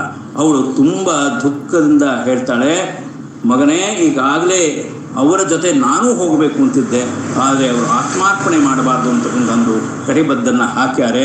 ಹಾಗಾಗಿ ನಾನು ನಿನಗೆ ಈ ಅನುಮತಿಯನ್ನು ಕೊಡ್ತಾಯಿನಿ, ಆದರೆ ನನ್ನ ಅವಸಾನದ ಕಾಲದಲ್ಲಿ ಇಲ್ಲಿಗೆ ಬರಬೇಕು. ತಾಯಿಯನ್ನು ತುಂಬ ಪ್ರೀತಿ ಮಾಡ್ತಾನೆ. ವಯಸ್ಸಾದ ತಾಯಿ ಅವರು ಅಲ್ಲಿರಬೇಕಾದಂಥ ಸಂದರ್ಭದಲ್ಲಿ ಆ ಪೂರ್ಣಾ ನದಿಯಲ್ಲಿ ನೀರನ್ನು ತರಲಿಕ್ಕೋಸ್ಕರ ಆಕೆ ಹೋದಾಗ ಕಾಲು ಜಾರಿ ಬೀಳ್ತಾಳೆ. ಸಾಕಷ್ಟು ದೂರ ನಡೀಬೇಕಾಗುತ್ತೆ. ಪೂರ್ಣಾ ನದಿ ದೂರದಲ್ಲಿ ಹರಿತಾ ಇರುತ್ತೆ. ಆಗ ಅವನಿಗೆ ದುಃಖ ಆಗುತ್ತೆ. ಇವನ ಜೊತೆ ಇಲ್ಲಿ ಇದ್ದಂತಹ ಚಿದಾನಂದ ಅನ್ನತಕ್ಕಂಥ ಇನ್ನೊಬ್ಬ ಇವರ ಮನೆಯಲ್ಲಿ ಓದ್ತಾ ಇದ್ದಂಥವನು, ಅವನನ್ನ ಈ ಶಂಕರನ ಜೊತೆ ಕಳಿಸ್ಕೊಡ್ತಾರೆ. ಚಿದಾನಂದನನ್ನು ಪೂರ್ಣವಾಗಿ ಆರ್ಯಾಂಬೆಯನ್ನು ನೋಡ್ಕೊಳ್ಳೋಕ್ಕೆ ಬಿಟ್ಟು ಭಗವತಿಯ ದೇವಸ್ಥಾನದಲ್ಲಿ ಇಡೀ ದಿನ ಅವನು ಪ್ರಾರ್ಥನೆ ಮಾಡ್ತಾನೆ, ತಾಯಿ ದುರ್ಗೆ ನಮ್ಮಮ್ಮನ ಕಷ್ಟವನ್ನು ನೀವು ಪರಿಹರಿಸುವುದು. ಅವರ ಪ್ರಾರ್ಥನೆಯೋ ಏನೋ ಎಂಬಂತೆ ಒಂದು ಧಾರಾಕಾರವಾದಂಥ ಒಂದು ಸಿಡಿಲು ಗುಡುಗು ಎಲ್ಲವೂ ಸೇರಿದಂಥ ಆರ್ಭಟವಾದ ಮಳೆಯಲ್ಲಿ ಪೂರ್ಣಾ ನದಿ ತುಂಬಿ ಹರಿದು ಇವರ ಮನೆ ಮುಂದೆ ಹರಿಯುತ್ತೆ. ಇದೊಂದು ಕಥೆ ಅಂತ ಇರ್ಬೋದು. ಇದರಲ್ಲಿ ಹಿಂದಿನ ಭಾವ ಏನಂತಂದರೆ, ಆಕೆಯ ಕಷ್ಟವನ್ನು ಸಹಿಸಿದ, ದಾರಿದ್ರ್ಯವನ್ನು ತಡ್ಕೊಳ್ಳೋಕ್ಕಾಗಿರತಕ್ಕಂಥ, ಹೂವಿನಲ್ಲೂ ಹಿಂಸೆಯನ್ನು ಮಾಡಬಾರ್ದು ಅನ್ನತಕ್ಕಂಥ, ತನ್ನದಾದಂತಹ ಯಾವ ಮಾತನ್ನು ಕೊಟ್ಟಿನಿ ಅದನ್ನು ಪೂರ್ಣವಾಗಿ ನಡೆಸಬೇಕು ಅನ್ನತಕ್ಕಂತಹ ಒಂದು ದೃಢವಾದಂತಹ ಒಂದು ನಿಷ್ಠೆಯಿಂದ ಮತ್ತು ಯಾವ್ಯಾವ ಕಾಲಕ್ಕೆ ಏನನ್ನು ಮಾಡಬೇಕು ಅದೆಲ್ಲವನ್ನು ಭಗವಂತನಿಗೆ ಮಾಡಬೇಕು ಅನ್ನತಕ್ಕಂಥ ರೀತಿಯಲ್ಲಿ ಆ ತಪಸ್ಸಿರಬಹುದು, ಆ ಧ್ಯಾನ ಇರಬಹುದು, ಅದೆಲ್ಲವನ್ನು ಮಾಡಿಕೊಂಡು ಆ ಸತ್ಯದಲ್ಲಿ ನಡ್ಕೊಂಡು ಹೋಗತಕ್ಕಂಥ ಈ ಎಲ್ಲ ಯಾವ ದೈವೀ ಸಂಪತ್ತು ಅಂತ ಹೇಳ್ತೀವಿ, ದೈವೀ ಗುಣಗಳು ಅಂತ ಹೇಳ್ತೀವಿ, ಈ ಎಲ್ಲವೂ ಸಹ ಆ ಬಾಲಕನಲ್ಲಿ ಕಾಣಿಸ್ತೆ. ಈ ದೈವೀ ಸಂಪತ್ತಿನ ಅಧಃಪತನವೇ ಸನಾತನ ವೈದಿಕ ಸಂಸ್ಕೃತಿ ಅಧಃಪತನವಾಗಿರುತ್ತೆ. ಯಾವಾಗ ಯಾವುದರಲ್ಲಿ ಯಾವ ಒಂದು ಪ್ರಜ್ಞೆಯಲ್ಲಿ ಎಲ್ಲರೂ ಸಹ ಆ ಒಂದು ನಮಗಿಂತ ವಿಶೇಷವಾದಂತಹ ಒಂದು ವಸ್ತು ಇದೆ, ಆ ವಸ್ತು ಸದಾ ಕಾಲಕ್ಕೂ ಇರುತ್ತೆ, ಅದು ಯಾವಾಗಲೂ ಬದಲಾವಣೆ ಆಗಲ್ಲ, ಶಾಶ್ವತವಾಗಿರುತ್ತೆ. ಯಾವುದನ್ನು ತಿಳಿಯೋದ್ರ ಮುಖಾಂತರ ನಮ್ಮೆಲ್ಲರಿಗೂ ಸಹ ಎಲ್ಲವನ್ನೂ ತಿಳಿದಂತಾಗುತ್ತದೋ, ಯಾವುದನ್ನ ತಿಳಿದ ಮೇಲೆ ಇನ್ನೇನು ತಿಳಿಯೋದು ಇರೋದಿಲ್ವೋ ಅಂತಹ ಆತ್ಮಜ್ಞಾನಕ್ಕೆ ಬೇಕಾದಂಥ ಈ ಎಲ್ಲ ಗುಣಗಳ ಒಂದು ಅನುಷ್ಠಾನದಿಂದಾಗಿ, ಚಿತ್ತಶುದ್ಧಿಯಿಂದಾಗಿ ಅದನ್ನು ಸಾಧಿಸಬೇಕು ಅನ್ನತಕ್ಕಂಥ ಒಂದು ಏನು ಮಾತನ್ನು ನಮ್ಮ ಎಲ್ಲ ಹಿರಿಯರು ಸಾಧಕರೆಲ್ಲ ಹೇಳ್ಯಾರೋ, ಆ ದೃಷ್ಟಿಯಲ್ಲಿ ಶ್ರೀ ಶಂಕರರು ಮಾಡಿದಂಥದ್ದು ಅಂತಂದರೆ ಸನಾತನ ವೈದಿಕ ಮತದಲ್ಲಿ ಆಗ್ತಾ ಇದ್ದಂತಹ ಆ ಎಲ್ಲ ಮೌಲ್ಯಗಳ ಅಧಃಪತನಕ್ಕೆ ಒಂದು ಔಷಧಿಯಾಗಿ, ಚಿಕಿತ್ಸಕನಾಗಿ ಇವರು ಬರ್ತಾರೆ. ಎಂತಹ ರೀತಿಯ ಮಾತುಗಳನ್ನು ಅವರು ಆಡ್ತಾರೆ ಅಂತಂದರೆ, ಪ್ರತಿಯೊಂದು ಸನ್ನಿವೇಶದಲ್ಲೂ ಸಹ ಯಾವ್ಯಾವ ವಿಷಯಗಳು ಇದಕ್ಕೆ ಮಾರಕವಾಗಿದೆಯೋ ಅವೆಲ್ಲವನ್ನೂ ಸಹ ಯಾವುದೇ ರೀತಿಯಾದಂಥ ಶಸ್ತ್ರದಿಂದಾಗಲಿ ಆಯುಧಗಳಿಂದಾಗಲಿ ಅವರು ಯಾರನ್ನೂ ಸಹ ಕಾನ್ಫ್ರಂಟೇಷನ್ಗೆ ಹೋಗಿಲ್ಲ, ಅವರು ಸಂಘರ್ಷಕ್ಕೆ ಇಳಿದಿಲ್ಲ, ಅವರೆಲ್ಲವೂ ಯಾರನ್ನೂ ಸಂಹಾರ ಮಾಡಲಿಲ್ಲ. ಎಲ್ಲರನ್ನೂ ಸಹ ತಮ್ಮ ಬುದ್ಧಿಯ ಚಾಕಚಕ್ಯತೆಯಿಂದ, ಸತ್ಯನಿಷ್ಠತೆಯ ಆಧಾರದ ಮೇಲೆ, ಆ ವೈಚಾರಿಕ ಪ್ರಬುದ್ಧತೆಯ ಮೇಲೆ ಅವರಲ್ಲಿ ಸಂವಾದದ ಮುಖಾಂತರ ಗೆದ್ರು. ಸಂಹಾರ ನಡೆಯಲಿಲ್ಲ, ಸಂವಾದ ನಡೆಯಿತು. ಶಂಕರರು ಯಾಕೆ ಇವತ್ತಿಗೂ ಸಹ ಇನ್ನು 12 ಶತಮಾನಗಳಾದರೂ ಸಹ ಶಂಕರರು ಇನ್ನೂ ಜೀವಂತ, ಎಲ್ಲಿವರೆಗೆ ಭಾರತ ಭೂಮಿ ಸನಾತನ ಭಾರತ ಇರುತ್ತೋ ಅಲ್ಲಿವರೆಗೂ ಈ ಎಲ್ಲ ಮೌಲ್ಯಗಳು ಇರುತ್ತೆ ಅಂತಂದರೆ ಶಾಶ್ವತವಾದಂಥ ಒಂದು ವಿಷಯವನ್ನು ಅವರೆಲ್ಲರೂ ಕೊಟ್ಟರು. ಅವರು ಅದ್ವೈತ ಮತವನ್ನು ಸ್ಥಾಪನೆ ಮಾಡ್ತಾ ನಿಂತು ಎಲ್ಲೂ ಹೇಳಿಲ್ಲ, ಅದರ ಪುನಃ ಪ್ರತಿಷ್ಠಾಪನೆ ಅನ್ನತಕ್ಕಂಥ ಮಾತನ್ನು ಹೇಳಿಲ್ಲ, ಅದರ ಪ್ರತಿಪಾದನೆಯನ್ನು ಮಾಡ್ತಾ ಇದ್ದೀನಿ. ಯಾಕೆಂತಂದರೆ ಯಾವುದನ್ನು ತಿಳಿಯೋದ್ರಿಂದ ಎಲ್ಲವನ್ನೂ ತಿಳಿದಂಗಾಗುತ್ತೋ. ಯಾಕೆಂತಂದರೆ ಒಂದು ವಸ್ತು ಇದೆ, ನಾವೇನು ಹೇಳ್ತಾ ಇದ್ದೀವಿ, ಇಲ್ಲಿ ಎದುರಿಗೆ ಕಾಣದ ಮಾತ್ರ ಸತ್ಯ, ಕಾಣದೆಲ್ಲದ್ದು ಸಹ ಸುಳ್ಳು ಅನ್ನತಕ್ಕಂಥ ಯಾವುದೋ ಒಂದು ನಮ್ಮ ಒಂದು ಮಿತಿಯಾದಂಥ ಇಂದ್ರಿಯ ಗೋಚರವಾದಂಥ ಒಂದು ಅನುಭವದಲ್ಲಿ ನಾವೆಲ್ಲ ಮಾತನ್ನು ಹೇಳ್ತಾ ಇದ್ದೀವಿ. ಆದರೆ ಬ್ರಹ್ಮಸತ್ಯ ಜಗನ್ಮಿಥ್ಯ ಅನ್ನತಕ್ಕಂಥ ಆ ಒಂದು ಶ್ರೇಷ್ಠವಾದಂಥ ವಾಕ್ಯದ ಹಿಂದೆ ಅಗಾಧವಾದಂಥ ಒಂದು ತಪಸ್ಸಿದೆ. ಅದಕ್ಕೆ ತುಂಬ ಸರಳವಾದಂಥ ಒಂದು ಉದಾಹರಣೆ ನಾವು ಕೊಡ್ತಾರೆ. ಇದನ್ನು ನೋಡಿದ್ರೆ ನಮ್ಗೆ ಗೊತ್ತಾಗತ್ತೆ ನಾವು ಎಷ್ಟರ ಮಟ್ಟಿಗೆ ಅದ್ವೈತ ಅನ್ನೋದು ಎಷ್ಟು ಸುಲಭ ಅಂತ. ಅದ್ವೈತ ಅನ್ನತಕ್ಕಂಥದ್ದು ಒಂದು ಸಿದ್ಧಾಂತ ಅಲ್ಲ, ಅದ್ವೈತ ಅನ್ನೋದನ್ನು ಪ್ರತಿಪಾದನೆ ಮಾಡಬೇಕಂತ ಅವಶ್ಯಕತೆ ಇಲ್ಲ. ಅದ್ವೈತ ಅನ್ನತಕ್ಕಂಥದ್ದು ನಮ್ಮ ಹೃದಯಾಂತರಾಳದಿಂದ ಬರತಕ್ಕಂಥ ನಮ್ಮ ಅನುಭವವೇ ಅಷ್ಟೇ ಹೊರತು ಅದು ಅಭಿವ್ಯಕ್ತಿ ಅಲ್ಲ. ಅದು ನಮ್ಮ ಪ್ರತಿಯೊಂದು ನಡೆಯಲ್ಲೂ ಸಹ ನಮಗೆ ಕಾಣಬೇಕು. ಹೇಗೆ ಅದನ್ನು ತುಂಬ ಚೆನ್ನಾಗಿ ಹೇಳ್ತಾರೆ. ಈ ಜಗತ್ತನ್ನು ನೋಡ್ತಕ್ಕಂಥದ್ದಕ್ಕೆ ಬೆಳಕು ಬೇಕು. ಆ ಬೆಳಕು ಎಲ್ಲಿಂದ ಬರುತ್ತೆ? ಆ ಬೆಳಕು ನಾವು ಕಾಣ್ತೀವಿ ಹಗಲಲ್ಲಿ ಸೂರ್ಯನ ಬೆಳಕಿನಲ್ಲಿ ಕಾಣ್ತೀವಿ, ರಾತ್ರಿ ದೀಪದ ಬೆಳಕಲ್ಲಿ ನೋಡ್ತೀವಿ. ಆದರೆ ಸೂರ್ಯ ಮತ್ತು ಆ ದೀಪವನ್ನು ಯಾವ ರೀತಿಯಿಂದ ತಿಳಿತಿ ಅಂತಂದರೆ, ನನಗಿರೋ ಕಣ್ಣುಗಳಿಂದ ನಾನು ನೋಡ್ತೀನಿ, ಅದರಿಂದ ತಿಳ್ಕೊತೀನಿ. ಆ ಕಣ್ಣುಗಳು ಮುಚ್ಕೊಂಡಾಗ ಬೆಳಕು ಎಲ್ಲಿಂದ ಬರುತ್ತೆ ಅಂತ ಕೇಳಿದ್ರೆ, ಆಗ ನನ್ನ ಬುದ್ಧಿಯೇ ನನ್ನ ಬೆಳಕು. ಸರಿ, ಕಣ್ಣು ಮುಚ್ತಿ, ಬುದ್ಧಿನೂ ಕಾಮಾಗಿದೆ, ಆದರೆ ಬೆಳಕಿದೆಯಲ್ಲ ಎಲ್ಲಿಂದ ಬರುತ್ತೆ? ಆಗ ಹೇಳ್ತಾರೆ, ಆ ಬೆಳಕು ನನ್ನ ಆತ್ಮದಿಂದ ಬರ್ತಾ ಇದೆ, ನನ್ನ ಆತ್ಮದಿಂದ ಆ ಬೆಳಕು ಬರ್ತಾ ಇರೋದ್ರಿಂದ ನೀನೇ ಆ ಆತ್ಮ, ಅದನ್ನೇ ಪರಂಜ್ಯೋತಿ ಅಂತ ಹೇಳ್ತಾರೆ. ಹಾಗಾಗಿ ಯಾವುದು ನಮ್ಮೆಲ್ಲರಲ್ಲೂ ಸಹ ಇದೆಯೋ, ಪ್ರತಿಯೊಂದು ಚರಾಚರ ವಸ್ತುಗಳಲ್ಲೂ ಇರತಕ್ಕಂಥ ಏಕವಾದಂಥ ವಸ್ತು ಯಾವುದಿದೆಯೋ ಅದೇ ಚೈತನ್ಯ, ಅದು ಸತ್ಯ. ಅದೇನಾದ್ರು ಬದಲಾವಣೆ ಆಗ್ತಾ ಇದೆಯಾ? ಹಾಗಾದರೆ ಬದಲಾವಣೆ ಆಗ್ತಾ ಇರೋದು ಯಾವುದು ಸತ್ಯ ಅಲ್ಲ, ಅದು ಸತ್ಯದಂತೆ ತೋರುತ್ತೆ, ಆದರೆ ಅದು ಮಿಥ್ಯ. ಯಾವುದು ಬದಲಾವಣೆ ಆಗಲ್ವೋ, ಸದಾ ಕಾಲದಲ್ಲೂ ಇರುತ್ತೋ, ಸಾರ್ವಕಾಲಿಕವಾಗಿ ಇದು ದೇಶಿಕವಾಗಿ ಎಲ್ಲ ಕಡೆಗಳಲ್ಲಿ, ಎಲ್ಲ ದೇಶಗಳಲ್ಲಿ, ಎಲ್ಲ ವಸ್ತುಗಳಲ್ಲಿ, ಚರಾಚರ ವಸ್ತುಗಳಲ್ಲಿ ಇರ್ತೋ ಅದನ್ನು ನಾವು ಹೇಳಿದ್ರು ಬ್ರಹ್ಮ ವಸ್ತು ಅಂತ ಹೇಳಿ. ಅದಕ್ಕೋಸ್ಕರ ಇವರು 4 ತತ್ವಗಳನ್ನು ಹೇಳಿದ್ರು. ಆ 4 ತತ್ವಗಳನ್ನೇ ಈ ಅದ್ವೈತ ತತ್ವ ಅಂತ ಹೇಳಿ ನಾವು ಭಾವಿಸ್ತೀವಿ. ಆ 4 ತತ್ವಗಳು ಅಹಂ ಬ್ರಹ್ಮಾಸ್ಮಿ ಅನ್ನತಕ್ಕಂಥ ಒಂದು ಮಾತನ್ನು ಹೇಳ್ತಾರೆ. ತತ್ವಮಸಿ, ತ್ವಂ ಅಸಿ, ಆ ಆತ್ಮ ಯಾವುದಿದೆಯೋ ಆ ಆತ್ಮ ನೀನೇ ಆಗಿದೆಯಾ ಅನ್ನತಕ್ಕಂಥ ಒಂದು ಮಾತನ್ನು ಹೇಳ್ತಾರೆ. ಪ್ರಜ್ಞಾನಂ ಬ್ರಹ್ಮ ಅಂತ ಹೇಳ್ತಾರೆ, ಪ್ರಜ್ಞೆಯೇ ಬ್ರಹ್ಮ, ಅಯಮಾತ್ಮ ಬ್ರಹ್ಮ. ಹೀಗೆ ಅನೇಕ ವಾಕ್ಯಗಳನ್ನು ಹೇಳ್ತಾರೆ. 4 ವಾಕ್ಯಗಳನ್ನು ಹೇಳಿ ಅವರು ಈ ವಿಷಯದ ಪ್ರತಿಪಾದನೆ ಮುಖಾಂತರ ಅದ್ವೈತ ಒಂದೇ ಇವತ್ತಿನ ನಮ್ಮೆಲ್ಲ ಸಮಸ್ಯೆಗಳಿಗೆ ಪರಿಹಾರ. ಯಾಕೆಂತಂದರೆ ಯಾವ ದ್ವೇಷಗಳಿಗೂ ಕಾರಣ ಇಲ್ಲ, ಸಮನ್ವಯತೆಯನ್ನು ಹೇಳುತ್ತೆ ಅದು. ಹಾಗಾಗಿ ಶಾಕ್ತರಿರ್ಬೋದು ಅಥವಾ ಗಾಣಪತ್ಯರಿರ್ಬೋದು, ಸೌರರಿರ್ಬೋದು, ಶೈವರಿರ್ಬೋದು, ವೈಷ್ಣವರಿರ್ಬೋದು, ಒಬ್ಬೊಬ್ಬರು ದೇವರನ್ನ ಪೂಜೆ ಮಾಡ್ತಾರೆ. ಆ ಎಲ್ಲರೂ ಸಹ ಮಾಡ್ತಕ್ಕಂತಹ ಬೇರೆ ಬೇರೆ ದೇವತೆಗಳನ್ನ ಪೂಜೆ ಮಾಡುವಾಗ ರೂಪಗಳಲ್ಲಿ ಬೇರೆ ನೋಡ್ತಾರೆ. ಆ ರೂಪಗಳ ಎಲ್ಲದರ ಹಿಂದೆ ಇರತಕ್ಕಂಥ ಚೈತನ್ಯ ಒಂದೇ ಅನ್ನತಕ್ಕಂಥದ್ದನ್ನು ಗುರುತಿಸಬೇಕು.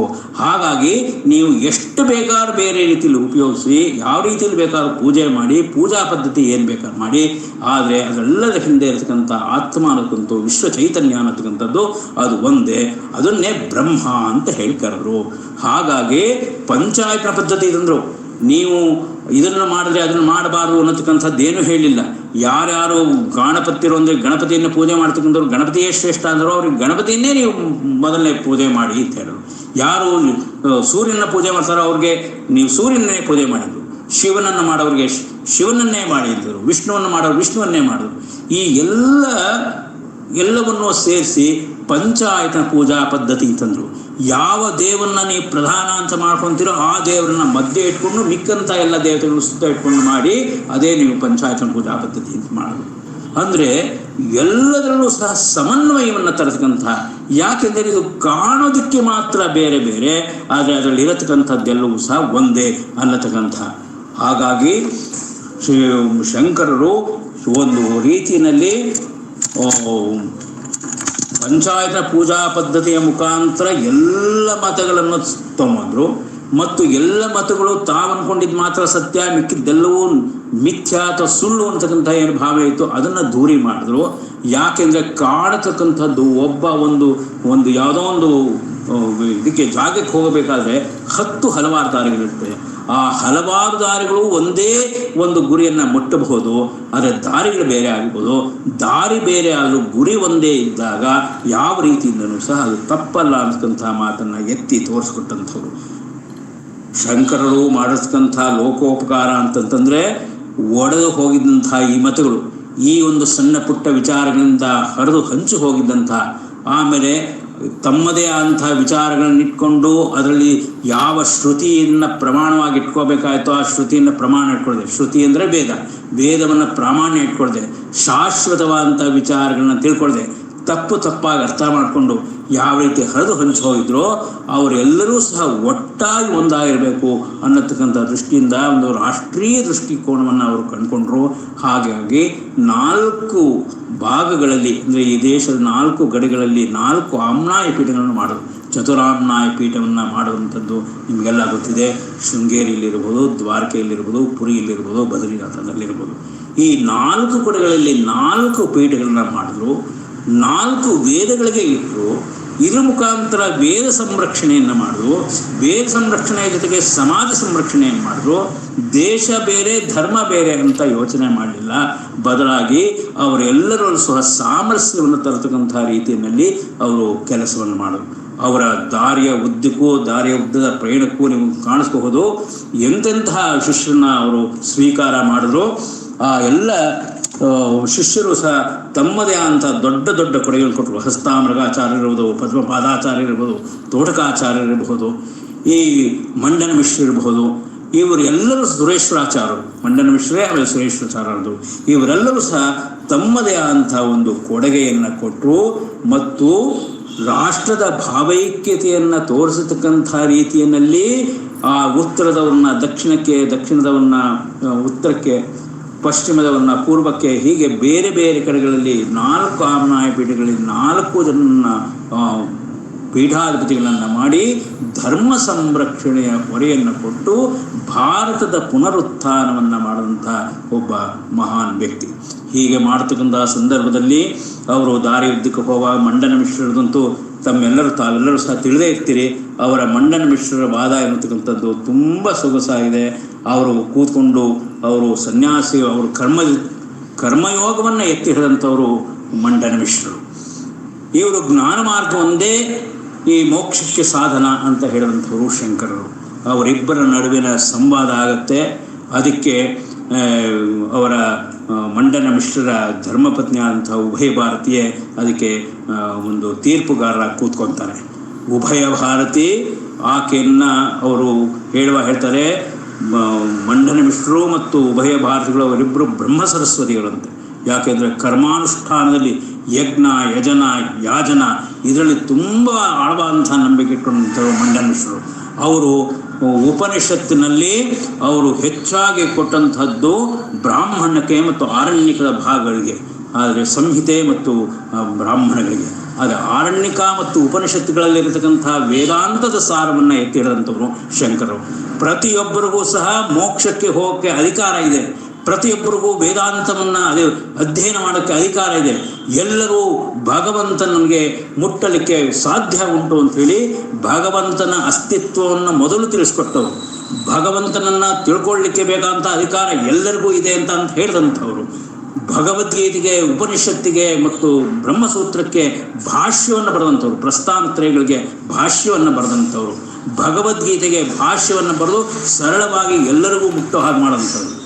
ಯಾವ್ಯಾವ ಸೂತ್ರಗಳು ಅರ್ಥವಾಗಲ್ವೋ ಅಂತ ಅನಿಸುತ್ತೋ ಅದೆಲ್ಲದಕ್ಕೂ ಸಹ ಇನ್ನೊಂದು ಸುಲಭವಾಗಿ ಬರೆದಂತಹ ಪ್ರಕರಣ ಗ್ರಂಥಗಳಿರಬಹುದು.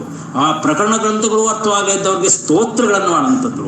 ಆಯಾದ ಮೊದಲಿಗೆ ಆಯಾಯ ಇದಕ್ಕೆ ಬೇಕಾದಂಥ ಸ್ತರದಲ್ಲಿ ಬೇಕಾದಂಥವ್ರಿಗೆ ಸ್ತೋತ್ರಗಳ ಮುಖಾಂತರ, ಪ್ರಕರಣ ಗ್ರಂಥಗಳ ಮುಖಾಂತರ, ಭಾಷ್ಯಗಳ ಮುಖಾಂತರ, ಬ್ರಹ್ಮಸೂತ್ರದ ಮುಖಾಂತರ, ಹೀಗೆ 10 ಹಲವು ರೀತಿಯಲ್ಲಿ ಆ ವಿಷಯವನ್ನು ಮೇಲ್ಸ್ತರಕ್ಕೆ ಹೋಗಲಿಕ್ಕೆ ಬೇಕಾದಂಥ ಎಲ್ಲ ಸೋಪಾನವನ್ನು ಹೇಳ್ಬೋದು. ಆದರೆ ಯಾವುದು ಎಲ್ಲಿಗೂ ನಿಲ್ಲತಕ್ಕಂಥದ್ದಲ್ಲ. ಆದರೆ ಜ್ಞಾನದ ಒಂದು ಅಧಿಕಾರ ಬೇಕೇ ಬೇಕು. ಇವೆಲ್ಲ ಮಾಡ್ತಾ ಇರ್ತಕ್ಕಂಥದ್ದು ಜ್ಞಾನದ ಸಾಧನೆಗಾಗಿ. ಇದನ್ನು ಮಾಡಿಕೊಂಡು ಪ್ರತಿಯೊಬ್ಬರು ಸಹ ಅದನ್ನು ಮಾಡಬಹುದು ಅನ್ನತಕ್ಕಂಥದ್ದನ್ನು ತೋರಿಸ್ಕೊಂಡಂಥವ್ರು. ಎಲ್ಲೂ ಸಹ ತಮ್ಮ ಪವಾಡಗಳನ್ನು ಮೆರೆಸುವಂತಹ ಪ್ರಯತ್ನವನ್ನು ಮಾಡಲಿಲ್ಲ. ಎಲ್ಲೂ ಹೆಸರನ್ನ ಮಾಡಬೇಕು ಅಂತ ಹೇಳಿ ಹೋಗಲಿಲ್ಲ ಅವರು. ಇವತ್ತಿಗೂ ಸಹ ಜಗತ್ತಿನ ಜ್ಞಾನಿಗಳು ಯಾರಿದ್ದಾರೆ, ವಿಜ್ಞಾನಿಗಳು ಯಾರಿದ್ದಾರೆ, ಅವ್ರಿಗಿನ್ನೂ ಶಂಕರನ್ನ ಅರ್ಥ ಮಾಡ್ಕೊಳ್ಳಿಕ್ಕೆ ಸಾಧ್ಯ ಇಲ್ಲ. ಜಗತ್ತಿನಲ್ಲಿ ಜೀನಿಯಸ್ ಅಂತ ಕರೀತಕ್ಕಂಥವರಲ್ಲಿ ಶಂಕರರು ಇವತ್ತಿಗೂ ಸಹ ಮೊದಲನೆಯ ಪಟ್ಟಿಯಲ್ಲಿ ಇದ್ದಾರೆ. ಶಂಕರಾಚಾರ್ಯರ ಸದಾಚಾರ ಸಚ್ಚಿಂತನೆಗಳು ಏನಾಗಿದೆ ಅದನ್ನು ಮತ್ತೊಮ್ಮೆ ತರಬೇಕಾಗಿದೆ. ಮೋಕ್ಷ ಮಾರ್ಗದಲ್ಲಿ ಹೋಗಬೇಕು ಅನ್ನತಕ್ಕಂಥವರು ಕರ್ಮದಲ್ಲಿ ಯಾವುದೇ ಫಲವನ್ನು ಅಪೇಕ್ಷೆ ಮಾಡದೆ ಆತ್ಮನೋ ಮೋಕ್ಷಾರ್ಥಂ ಅನ್ನತಕ್ಕಂಥದ್ದು ಏನಿದೆ, ಕೇವಲ ಆತ್ಮನ ಮೋಕ್ಷ ಅಷ್ಟೇ ಅಲ್ಲ, ಜಗದ್ಹಿತಾಯತ ಅನ್ನತಕ್ಕಂಥ ಮಾತನ್ನು ಸ್ವತಃ ಮಾಡಿ ತೋರಿಸ್ಕೊಂಡ್ರವರು. ಮತ್ತು ಆ ಕಾರ್ಯಕ್ಕೂ ಈ ಕಾರ್ಯಕ್ಕೂ ಯಾವುದೇ ಅಡ್ಡಿ ಇಲ್ಲ, ಅದ್ಯಾವುದಕ್ಕೂ ಒಂದಕ್ಕೊಂದು ವಿರೋಧಾಭಾಸ ಅಲ್ಲ ಅನ್ನತಕ್ಕಂಥದ್ದವನ್ನ ಹೇಳಿದಂಥವ್ರು. ಮತ್ತು ಎಲ್ಲರನ್ನೂ ಸಹ ವಾದಕ್ಕೆ ಕರೆದು ಅವರಿಗೆ ತಿಳಿಸಿ, ಎಲ್ಲೂ ಸಹ ವಾದದಲ್ಲಿ ಗೆಲ್ಲುವುದು ನನ್ನ ಗುರಿಯಲ್ಲ, ಸತ್ಯದ ಪ್ರತಿಷ್ಠಾಪನೆಯೇ ನನ್ನ ಗುರಿ ಅಂತ ಹೇಳಿದ್ರು. ಅತ್ಯಂತ ವಿನಯವಂತವಾಗಿ ವಿಚಾರವನ್ನು ಮುಖ್ಯವಾಗಿ ಇಟ್ಕೊಂಡು ಅವರಿಗೆ ನೋವಾಗದಂತೆ ವಿಚಾರವನ್ನು ಮುಟ್ಟಿಸಿ ತಮ್ಮ ದಾರಿಗೆ ತಗೊಂಬಂದು ಬ್ರಹ್ಮನ ವಿಚಾರವನ್ನು ಹೇಳ್ತಾ ಇಲ್ಲಿಯ ಮೂಲ ಸತ್ವವಂತಹ ಗುಣಗಳು ಯಾವುದಿದೆ ಅದನ್ನು ಅವರು ಮೆರೆಸಿ ತೋರಿಸ್ಕೊಂಥವ್ರು. ಅವರು ತಮ್ಮ ಜೀವನದಲ್ಲಿ ನಿಜ ಜೀವನದಲ್ಲಿ ಅದ್ವೈತ ಭಾವವನ್ನು ತೋರಿಸಿದಂತಹ ಒಂದೆರಡು ಘಟನೆಯನ್ನು ಹೇಳಿ ನನ್ನ ಮಾತನ್ನು ಮುಗಿಸ್ತೇನೆ. ಸಮಯ ಆಯ್ತಾ? 5 ನಿಮಿಷಕ್ಕೆ ಮುಗಿಸ್ತೇನೆ. ಅವರು ಈ ಎಲ್ಲರೂ ತಾವೆಲ್ಲರೂ ಸಹ ಕೇಳಿರ್ತೀರಿ, ಪದ್ಮಪಾದಾಚಾರ್ಯರ ಜೊತೆಗೆ ಅವರು ಬರ್ತಾ ಇರ್ತಕ್ಕಂಥ ಸಂದರ್ಭದಲ್ಲಿ ಕಾಶಿಯ ಮಣಿಕರ್ಣಿಕಾ ಘಟ್ಟದಲ್ಲಿ ಸ್ನಾನ ಮಾಡಿ ಬರ್ತಾ ಇರ್ತಾರೆ. ಒಬ್ಬ ಚಾಂಡಾಲ ಎದುರಾಗ್ತಾನೆ. ಆಗ ಅವನ್ನ ದೂರ ಸರಿ ಅಂತ ಹೇಳ್ತಾರೆ. ಅವನು ಕೇಳ್ತಾನೆ, ದೂರ ಸರಿ ಅಂತ ಹೇಳ್ತಾ ಇದೆಯಲ್ಲ, ನೀ ಯಾರಿಗೆ ಹೇಳ್ತಾ ಇದ್ದಿ? ಈ ಜಡದೇಹಕ್ಕೆ ಹೇಳ್ತಾ ಇದೆಯೋ ಆತ್ಮಕ್ಕೆ ಹೇಳ್ತಾ ಇದೆಯೋ? ಜಡದೇಹ ಅಂದರೆ ಯಾವ ಪಂಚಕೋಶಗಳು, ಅನ್ನಮಯ ಕೋಶ, ಪ್ರಾಣಮಯ ಕೋಶ, ಮನೋಮಯ ಕೋಶ, ವಿಜ್ಞಾನಮಯ ಕೋಶ, ಆನಂದಮಯ ಕೋಶ, ಯಾವ ಕೋಶಗಳಿಂದ ನಂದಾಗಿದೆಯೋ ಜೀವ, ಪಂಚಭೂತಗಳಿಂದ ಏನಾಗಿದೆಯೋ ಅದರಿಂದನೇ ನಿಂದು ಆಗಿರ್ತಕ್ಕಂಥದ್ದು. ನನಗೂ ನಿಂಗೂ ಏನು ವ್ಯತ್ಯಾಸ ಇಲ್ಲ, ಅದರಿಂದ ಬೇರೆ ಆಗುವಂತಕ್ಕಂಥ ಪ್ರಶ್ನೆ ಇಲ್ಲ. ಇನ್ನು ಇಡೀ ಚರಾಚರ ವಸ್ತುಗಳಲ್ಲಿರ್ತಕ್ಕಂಥ ವಿಶ್ವ ಚೈತನ್ಯ ಒಂದೇ ಆದಂದಾಗ ನಾನ್ಯಾರು ನೀ ಯಾರು? ಆ ನಾನ್ಯಾರು ನೀನ್ಯಾರು ಅಹಂ ಬ್ರಹ್ಮಾಸ್ಮಿ ಅನ್ನತಕ್ಕಂಥದ್ದನ್ನು ತುಂಬ ಸುಲಭವಾಗಿ ಸರಳವಾಗಿ ಅರ್ಥ ಮಾಡ್ಕೋಬೇಕಾದ್ರೆ ರಾಮಾಯಣದ ಒಂದು ಪ್ರಸಂಗ ಒಂದು ಬರುತ್ತೆ. ಆ ಪ್ರಸಂಗದಲ್ಲಿ ನಾವೆಲ್ಲರೂ ಸಹ ಕೇಳಿರ್ತೀವಿ, ರಾಮನಿಗೆ ಎಲ್ಲವನ್ನೂ ಸಹಾಯ ಮಾಡಿದಂತಹ ಸಂದರ್ಭದಲ್ಲಿ ಶ್ರೀರಾಮ ಹನುಮನನ್ನು ಕೇಳ್ತಕ್ಕಂತಹ ಪ್ರಶ್ನೆಗೆ ಹನುಮನನ್ನು ಕೇಳ್ತಾನೆ, ಹನುಮ ನಿಂಗೆ ಏನು ಅನಿಸುತ್ತೆ ನನ್ನ ಬಗ್ಗೆ ಅಂತ.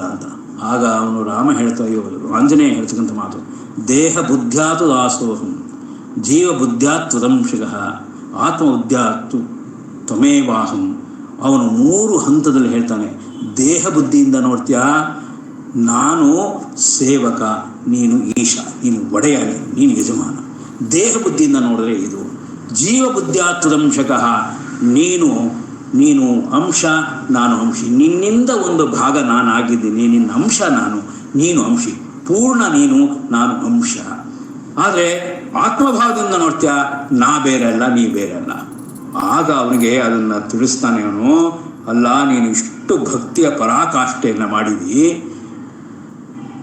ಆ ಕಿಷ್ಕಿಂಧೆಯಿಂದ ಹಿಡಿದು ಲಂಕೆಗೆ ಹಾರಿ ಸೀತಾನ್ವೇಷಣೆಯನ್ನು ಮಾಡಿ ಅವಳಿಗೆ ಮುದ್ರಿಕಾ ಕೊಟ್ಟು ಮತ್ತೆ ಸೀತೆಯನ್ನು ನಮಗೆ ಸೇರೋ ಹಾಗೆ ಮಾಡಿರ್ತಕ್ಕಂಥ ನಿನ್ನ ಕರ್ಮಯೋಗದ ಭಾಗ ಇರಬಹುದು, ನೀನು ಹೇಳ್ತಾ ಇರ್ತಕ್ಕಂತಹ ಜ್ಞಾನದ ವಿಚಾರದಲ್ಲಿರ್ಬೋದು. ಅವನನ್ನು ಆಲಿಂಗನ ಮಾಡ್ಕೊತಾನೆ. ಆಲಿಂಗನ ಮಾಡ್ಕೊಂಡು ಹೇಳ್ತಕ್ಕಂಥ ಮಾತು, ದೇಹ ಬುದ್ಧ್ಯಾತು ದಾಸೋಹಂ ಜೀವ ಬುದ್ಧ್ಯಾತ್ ತ್ವದಂಶಿಗಃ ಆತ್ಮ ಬುದ್ಧ್ಯಾತ್ ತ್ವಮೇವಾಹಂ. ಆ ಒಂದು ಇದು ನನ್ನ ಮತಿ ಅಂತ ಹೇಳ್ತಾನೆ, ಇದು ನನ್ನ ಇದು ಅಂತ. ಹಾಗೆ ಅದನ್ನು ತಿಳಿದಂಥ ಆ ಅದ್ವೈತ ಭಾವದಲ್ಲಿ ಯಾವ ರೀತಿ ರಾಮ ಮತ್ತು ಆಂಜನೇಯ ನಡೆದರೋ ಅದೇ ಮಾರ್ಗವನ್ನು ಶಂಕರರು ಅಲ್ಲಿ ಬಂದಂತಹ ಚಾಂಡಾಲನಿಗೆ ಆ ಪದ್ಮಪಾದಾಚಾರ್ಯರು ಮುಂದೆ ಸರಿ ದೂರ ಸರಿ ಅಂತಂದಾಗ ಆವಾಗ ಹೇಳ್ತಾರೆ, ಚಾಂಡಾಲನಾಗಿರ್ಬೋದು, ಯಾರೇ ಆಗಿರ್ಬೋದು, ವಿಶ್ವದ ಚೈತನ್ಯದಲ್ಲಿ ಎಲ್ಲರೂ ಒಂದೇ ಅನ್ನತಕ್ಕಂತಹ ಭಾವನೆ, ಎಲ್ಲರಲ್ಲೂ ಒಬ್ಬನೇ ಅಡಿಗೆಯಾನೆ ಅನ್ನತಕ್ಕಂಥದ್ದು, ಸೃಷ್ಟಿ ಸ್ಥಿತಿ ಲಯದಲ್ಲಿರ್ಬೋದು, ಜಾಗ್ರತ ಸ್ವಪ್ನ ಸುಶಕ್ತಿಯಲ್ಲಿರ್ಬೋದು, ಯಾವ ಸಂದರ್ಭದಲ್ಲೂ ಸಹ ಇರತಕ್ಕಂಥ ಏಕ ಚೈತನ್ಯ ಒಂದೇ ಅನ್ನತಕ್ಕಂಥ ನಿಷ್ಠೆ ಯಾರಿಗಿದೆಯೋ, ಯಾರು ಅದರ ಅರಿವನ್ನು ಇಟ್ಕೊಂಡು ಯಾರು ಅವ್ರು ಯಾರೇ ಆಗಲಿ, ಚಾಂಡಾಲನೇ ಆಗಿರಲಿ, ದ್ವಿಜನೇ ಆಗಿರಲಿ, ಅವ್ರಿಗೆ ನಾನು ನಮಸ್ಕಾರ ಮಾಡ್ತೀನಿ ಅಂತ ಹೇಳಿ ಅವರಿಗೆ ನಮಸ್ಕಾರವನ್ನು ಮಾಡ್ತಾರೆ ಅನ್ನತಕ್ಕಂಥ ಒಂದು ಮಾತನ್ನು ಕೇಳಿದ್ವಿ. ಅಂದರೆ ಅಲ್ಲಿ ಪರಮೇಶ್ವರ ಬಂದ್ಯಾನೆ ಅಂತ ಯಾವ ತಪ್ಪನ್ನು ಶಿಷ್ಯರು ಮಾಡ್ತಾರೋ ಆ ಶಿಷ್ಯನ ತಪ್ಪಿಗೆ ಗುರುವೇ ಅದಕ್ಕೆ ಹೊಣೆ. ರಾಜ ಮಾಡ್ತಕ್ಕಂತಹ ತಪ್ಪಿಗೆ ಪ್ರಜೆಗಳು ಹೊಣೆ ಆಗ್ತಾರೆ, ಪ್ರಜೆಗಳು ಮಾಡಿದ ತಪ್ಪಿಗೆ ರಾಜ ಹೊಣೆ ಆಗ್ತಾನೆ, ರಾಜ ಮಾಡಿದ ತಪ್ಪಿಗೆ ಪುರೋಹಿತ ಆಗ್ತಾನೆ, ಆದರೆ ಶಿಷ್ಯ ಮಾಡಿದ ತಪ್ಪಿಗೆ ಗುರು ಆಗ್ತಾನೆ ಅಂತಕ್ಕಂಥ ಒಂದು ಮಾತಿದೆ. ಹಾಗಾಗಿ ಶಂಕರರು ಪದ್ಮಪಾದಾಚಾರ್ಯರ ಪರವಾಗಿ ಅವರಿಗೆ ನತಮಸ್ತಕರಾಗಿ ಆ ಚಾಂಡಾಲನ ಅವನು ಈಶ್ವರನ ದರ್ಶನವನ್ನು ಮಾಡಿಸ್ತಾನೆ. ಆಗ ಅವ್ರು ಹೇಳ್ತಾರೆ, ಅದ್ವೈತ ಭಾವ ಅನ್ನತಕ್ಕಂಥದ್ದು ಹೊರಗಡೆಯಲ್ಲಿ ಕಾಣಿಸತಕ್ಕಂಥ ರೀತಿಯಲ್ಲ, ಅದು ಜೀವನದ ನಡವಳಿಕೆ ಆಗಬೇಕು ಅಂತ ಹೇಳಿ ಹೀಗೆ ಆ ಒಂದು ಅದ್ವೈತ ಭಾವದ ಒಂದು ಸಿದ್ಧಾಂತವನ್ನು ಇಟ್ಕೊಂಡು ಜ್ಞಾನ ಯೋಗವೇ ಶ್ರೇಷ್ಠವಾದ್ದು, ಜ್ಞಾನದಿಂದ ಮೋಕ್ಷ ಅನ್ನತಕ್ಕಂಥ ಮಾತನ್ನು ಪ್ರತಿಪಾದನೆ ಮಾಡಿ ಮಂಡನ್ ಮಿಶ್ರನ್ ಕರ್ಕೊಂಬಂದು ಉಭಯ ಭಾರತೀಯವರು ಅದನ್ನು ಅದಕ್ಕೆ ನಿರ್ಣಯಕ್ಕೆ ನಿಂತ್ಕೊಂಡಂಥ ಸಂದರ್ಭದಲ್ಲಿ ಅವಳಿಗೆ ಹೇಳ್ತಕ್ಕಂತಹ ಒಂದು ಮಾತು ಎಷ್ಟು ಭಾವಪೂರ್ಣವಾಗಿದೆ ಅಂತಂದರೆ, ಅಮ್ಮ ತಾಯಿ ನೀನು ನನ್ನ 2ನೇ ತಾಯಿ ಇದ್ದಾಗಿದೆ, ಅಂದರೆ ಆರ್ಯಾಂಬೆ ಸ್ಥಾನದಲ್ಲಿ ನಿಂತಿದ್ದೆ. ನೀನು ಉಭಯ ಭಾರತಿ ಅಲ್ಲ, ನೀನು ನನಗೆ ಅಭಯ ಭಾರತಿ. ಯಾಕೆಂದರೆ ನೀನು ಸರಸ್ವತಿ ಸಮಾನ, ನೀನು ಅಷ್ಟೆಲ್ಲ ತಿಳ್ಕೊಂಡಿದ್ದಿ. ನೀನು ಎಂಥವ್ರ ಪತ್ನಿ ಅಂತಂತಂದರೆ ನೀನು ಮಂಡನ ಮಿಶ್ರ ಪತ್ನಿ. ಆ ಮಂಡನ ಮಿಶ್ರರ ವಾದ ಪ್ರಾರಂಭ ಆಗಬೇಕಾದಾಗ ಒಂದು ಮಾತನ್ನು ಹೇಳ್ತಾರೆ, ನನ್ನ ಹತ್ರ ಎಷ್ಟೋ ಜನ ವಾದಕ್ಕೆ ಬಂದು ಹೋದರು, ಸೋತು ಹೋದರು, ನಾನು ಉಭಯ ಭಾರತಿ ಪತಿ, ನಿಂದು ಏನೂ ನಡೆಯಲ್ಲ, ಆದ್ದರಿಂದ ನೀನು ಹೀಗೆ ಹೋಗೋದು ಉತ್ತಮ ಅನ್ನತಕ್ಕಂಥ ಒಂದು ಮಾತನ್ನು ಅವರು ನಗನಗ್ತಾ ಹೇಳ್ತಾರೆ ಮಂಡನ ಮಿಶ್ರು. ಆಗ ಶಂಕರರು ಹೇಳ್ತಾರೆ ನಗನಗ್ತಾ, ನಾನು ಬಂದಿರೋ ಸುಮ್ಮನೆ ಅಲ್ಲ, ನಾನು ಒಬ್ಬ ಗೃಹಸ್ಥರ ಮನೆಗೆ ಬಂದೀನಿ, ನಾನು ಬಂದು ಸುಮ್ಮನೆ ಹೋಗುವನಲ್ಲ, ನಾನು ವಾದ ಭಿಕ್ಷೆ ಬಂದೀನಿ, ನಾನು ನಿನ್ನಷ್ಟು ಉಭಯ ಭಾರತೀಯ ಪತಿ ಆಗಲಿಕ್ಕಂದು ಸಾಧ್ಯ ಇಲ್ಲ, ನಾನು ಉಭಯ ಭಾರತೀಯ ಪುತ್ರ ಅಂತ ಹೇಳ್ತಾರೆ. ಒಬ್ಬ ಮಗ ಅನ್ನತಕ್ಕಂತಹ ಒಂದು ಮಾತನ್ನ ಶಂಕರರು ಹೇಳ್ಕೊಂತಾರೆ. ಆದರೆ ಉಭಯ ಭಾರತಿನ ಅಭಯ ಭಾರತಿ ತಾಯಿ ಅಂತ ಹೇಳ್ತಾರೆ, ಒಬ್ಬಳನ್ನ ತಾಯಿ ಅಂತ ಹೇಳ್ತಾರೆ, ಇನ್ನೊಬ್ಬಳು ಮಗ ಅಂತ ಅನ್ನತಕ್ಕಂಥ ಮಾತನ್ನು ಹೇಳ್ತಾರೆ. ಅಲ್ಲಿ ಅವರಿಬ್ಬರ ವಾದ ಸಂವಾದಗಳನ್ನು ನೀವು ಕೇಳಬೇಕು, ತುಂಬ ಚೆನ್ನಾಗಿದೆ. ಆದರೆ ಇವತ್ತಿನ ವಿಷಯ ಅದಲ್ಲದೆ ಹೋಗೋದ್ರಿಂದ ಎಲ್ಲ ವಿಷಯಗಳಲ್ಲೂ ಸಮನ್ವಯ ಅನ್ನುವಂತಹ ಶಂಕರರು ಜ್ಞಾಪಿಸ್ಕೊಂಡು ಅವರ ವಿಷಯ ಗೊತ್ತಾಗತ್ತೆ. ಅವರು ವಾಪಸ್ ತಾಯಿ ಹತ್ರ ಬರ್ತಾರೆ. ತಾಯಿ ಮರಣಶೈಲಿಯಲ್ಲಿದ್ದಾಳೆ. ತಾಯಿ ಮಗನನ್ನು ಎದುರು ನೋಡ್ತಾಳೆ. ತಾಯಿಯ ಅವಸಾನದ ಸಮಯ ಬಂದಿದೆ. ಆ ಸಂದರ್ಭದಲ್ಲಿ ಅವರು ಬರ್ತಾರೆ. ಅವರನ್ನ ಕಣ್ಣು ತೆಗೆದು ಆರ್ಯಾಂಬೆ ನೋಡ್ತಾಳೆ. ಮಾತಿಗೆ ಕೊಟ್ಟಂತೆ ತಾಯಿ ಹತ್ರ ಬರ್ತಾರೆ. ಇಲ್ಲಿ ಶಂಕರನೊಬ್ಬರು ಕ್ರಾಂತಿಕಾರಿ ಅಂತ ಹೇಳಿದ್ರೆ ತಪ್ಪಾಗಲಾರದು. ಯಾಕೆ ಅಂತಂತಂದರೆ, ಇಡೀ ಸಮಾಜವೇ ವಿರೋಧ ಇದ್ದಂಥ ಸಂದರ್ಭದಲ್ಲಿ ಯಾವ ಸನ್ಯಾಸಿಗಳು, ಯಾವ ಶ್ರುತಿಗಳು, ಯಾವ ಶಾಸ್ತ್ರಗಳು ಎಲ್ಲಿ ಹೇಳಿದೆಯೋ ಗೊತ್ತಿಲ್ಲ, ತಾಯಿಯ ಒಂದು ಆ ಸಂಸ್ಕಾರವನ್ನು ಮಾಡಬೇಕು ಅನ್ನತಕ್ಕಂಥದ್ದು. ಆದರೆ ಶಂಕರರು ಒಂದು ಮೇಲ್ಪಂಕ್ತಿಯನ್ನು ಹಾಕೊಡ್ತಾರೆ. ಅವರೊಂದು ಮಾತನ್ನು ಹೇಳ್ತಾರೆ, ಮುಕ್ತ ಮಣಿಸ್ತಂ ನಯನಂ ಮಮೇತಿ ರಾಜೇತಿ ಜೀವೇತಿ ಚಿರಂ ಸುತತ್ವಂ ಇತ್ಯುಕ್ತವ ತ್ಯಾಸ್ತವ ವಾಚಿ ಮಾತಃ ದದಾಮ್ಯಹಂ ತುಂಡರಮೇವ ಶುಷ್ಕಂ. ಅಮ್ಮ ತಾಯಿ, ನೀ ನನ್ನ ಮುತ್ತು ರತ್ನ ಅಂತೆಲ್ಲ ಕರೆದಿ, ನೀ ನನ್ನ ಬೆಳಕು ಅಂತ ಕರೆದಿ, ನನ್ನ ಕಣ್ಣು ಅಂತ ಕರೆದಿ, ನನ್ನನ್ನು ರಾಜ ಅಂತ ಕರೆದಿ, ನನ್ನ ಜೀವ ಕಣೋ ನೀನು ಅಂತಂತಂದು ಕನಸಲ್ಲಿ ನಾ ಸನ್ಯಾಸಿ ಅಂತ ಹೇಳಿ ಗೊತ್ತಾದ ತಕ್ಷಣ ಹೆದರ್ಕೊಂಡು ಓಡ್ ಬಂದು ನೀನು ಗುರುಕುಲಕ್ಕೆಲ್ಲ ಬಂದು ನೋಡಿದೆ. ನೀ ಇಷ್ಟೆಲ್ಲ ಹೇಳ್ತಾ ಇದ್ದಿ ತಾಯಿ, ನಾನು ನಿನ್ಗೆ ಏನು ಸೇವೆಯನ್ನು ಮಾಡೋಕ್ಕಾಗಿಲ್ಲ, ನಿನ್ನ ಹತ್ರನೂ ನಾನು ಇರಲಿಕ್ಕಾಗಲ್ಲ. ನಿನಗೆ ವೈಧವ್ಯ ಆಗಿತ್ತು, ಆದರೆ ಧರ್ಮ ಕಾರ್ಯಕ್ಕೋಸ್ಕರ ಈ ಸನಾತನ ಧರ್ಮವನ್ನು ಏಳಿಸಬೇಕು, ವೈದಿಕ ಮತವನ್ನು ಉಳಿಸ್ಬೇಕು ಅನ್ನೋಕ್ಕೋಸ್ಕರ ನಾನು ಹೊರಟ್ಬಿಟ್ಟೆ. ನಾನು ನಿಂಗೆಂತ ಇಷ್ಟೆಲ್ಲ ಮುತ್ತು ರತ್ನ ಅಂತೆಲ್ಲ ಕರೆದೆ, ಆದರೆ ನೀನು ಎಷ್ಟು ಕಷ್ಟಪಟ್ಟು ನನಗೋಸ್ಕರ ಅಂದರೆ ಅಂಬೇತಿ ತಾತೇತಿ ಶಿವೇತಿ ತಸ್ಮಿನ್ ಪ್ರಸೂತಿ ಕಾಲೇ ಯದವೋಚ ಉಚ್ಚೈ ಕೃಷ್ಣೇದಿ ಗೋವಿಂದ ಹರೇ ಮುಕುಂದ ಇತಿ ಜನನ್ಯೈ ಅಹೋ ಚಿತೋಯ ಮುಂಜಲಿ. ಅಂಬಾ ಅಂತ ಕರೆದಿ, ಅಪ್ಪ ಮಾ ತಾಯಿ ಶಿವ ಗೋವಿಂದ ಅಂತೆಲ್ಲ ಕರೆದಿ. ಯಾವಾಗ ನನಗೆ ಜನನ ಕಾಲದಲ್ಲಿ ನನಗೆ ಜನ್ಮವನ್ನು ಕೊಡಬೇಕಾಯಿತು, ಪ್ರಸೂತಿ ಅಂತ ಸಂದರ್ಭದಲ್ಲಿ ನೀನು ನನ್ನ ಪ್ರಸವ ವೇದನೆಯನ್ನು ಅನುಭವಿಸ್ತಿ. ನಿನಗೆ ತಡ್ಕೊಳಕ್ಕಾಗ್ತಾ ಇಲ್ಲ, ಹಲ್ಲನ್ನು ಕಚ್ಕೊಂಡು ಕಣ್ಣಲ್ಲಿ ನೀರು ಬರ್ತಾಯಿತ್ತು. ಅಷ್ಟಾದರೂ ಪ್ರೀತಿಯಿಂದ ಕೃಷ್ಣ ಅಂತ ಕರೆದಿ, ಗೋವಿಂದ ಅಂತ ಕರೆದಿ, ಹರೇ ಮುಕುಂದ ಅಂದ್ಕೊಂಡು ಜನ್ಮ ಕೊಟ್ಟು ನನಗೆ ಹೀಗೆ ಮಾಡಿದೆ.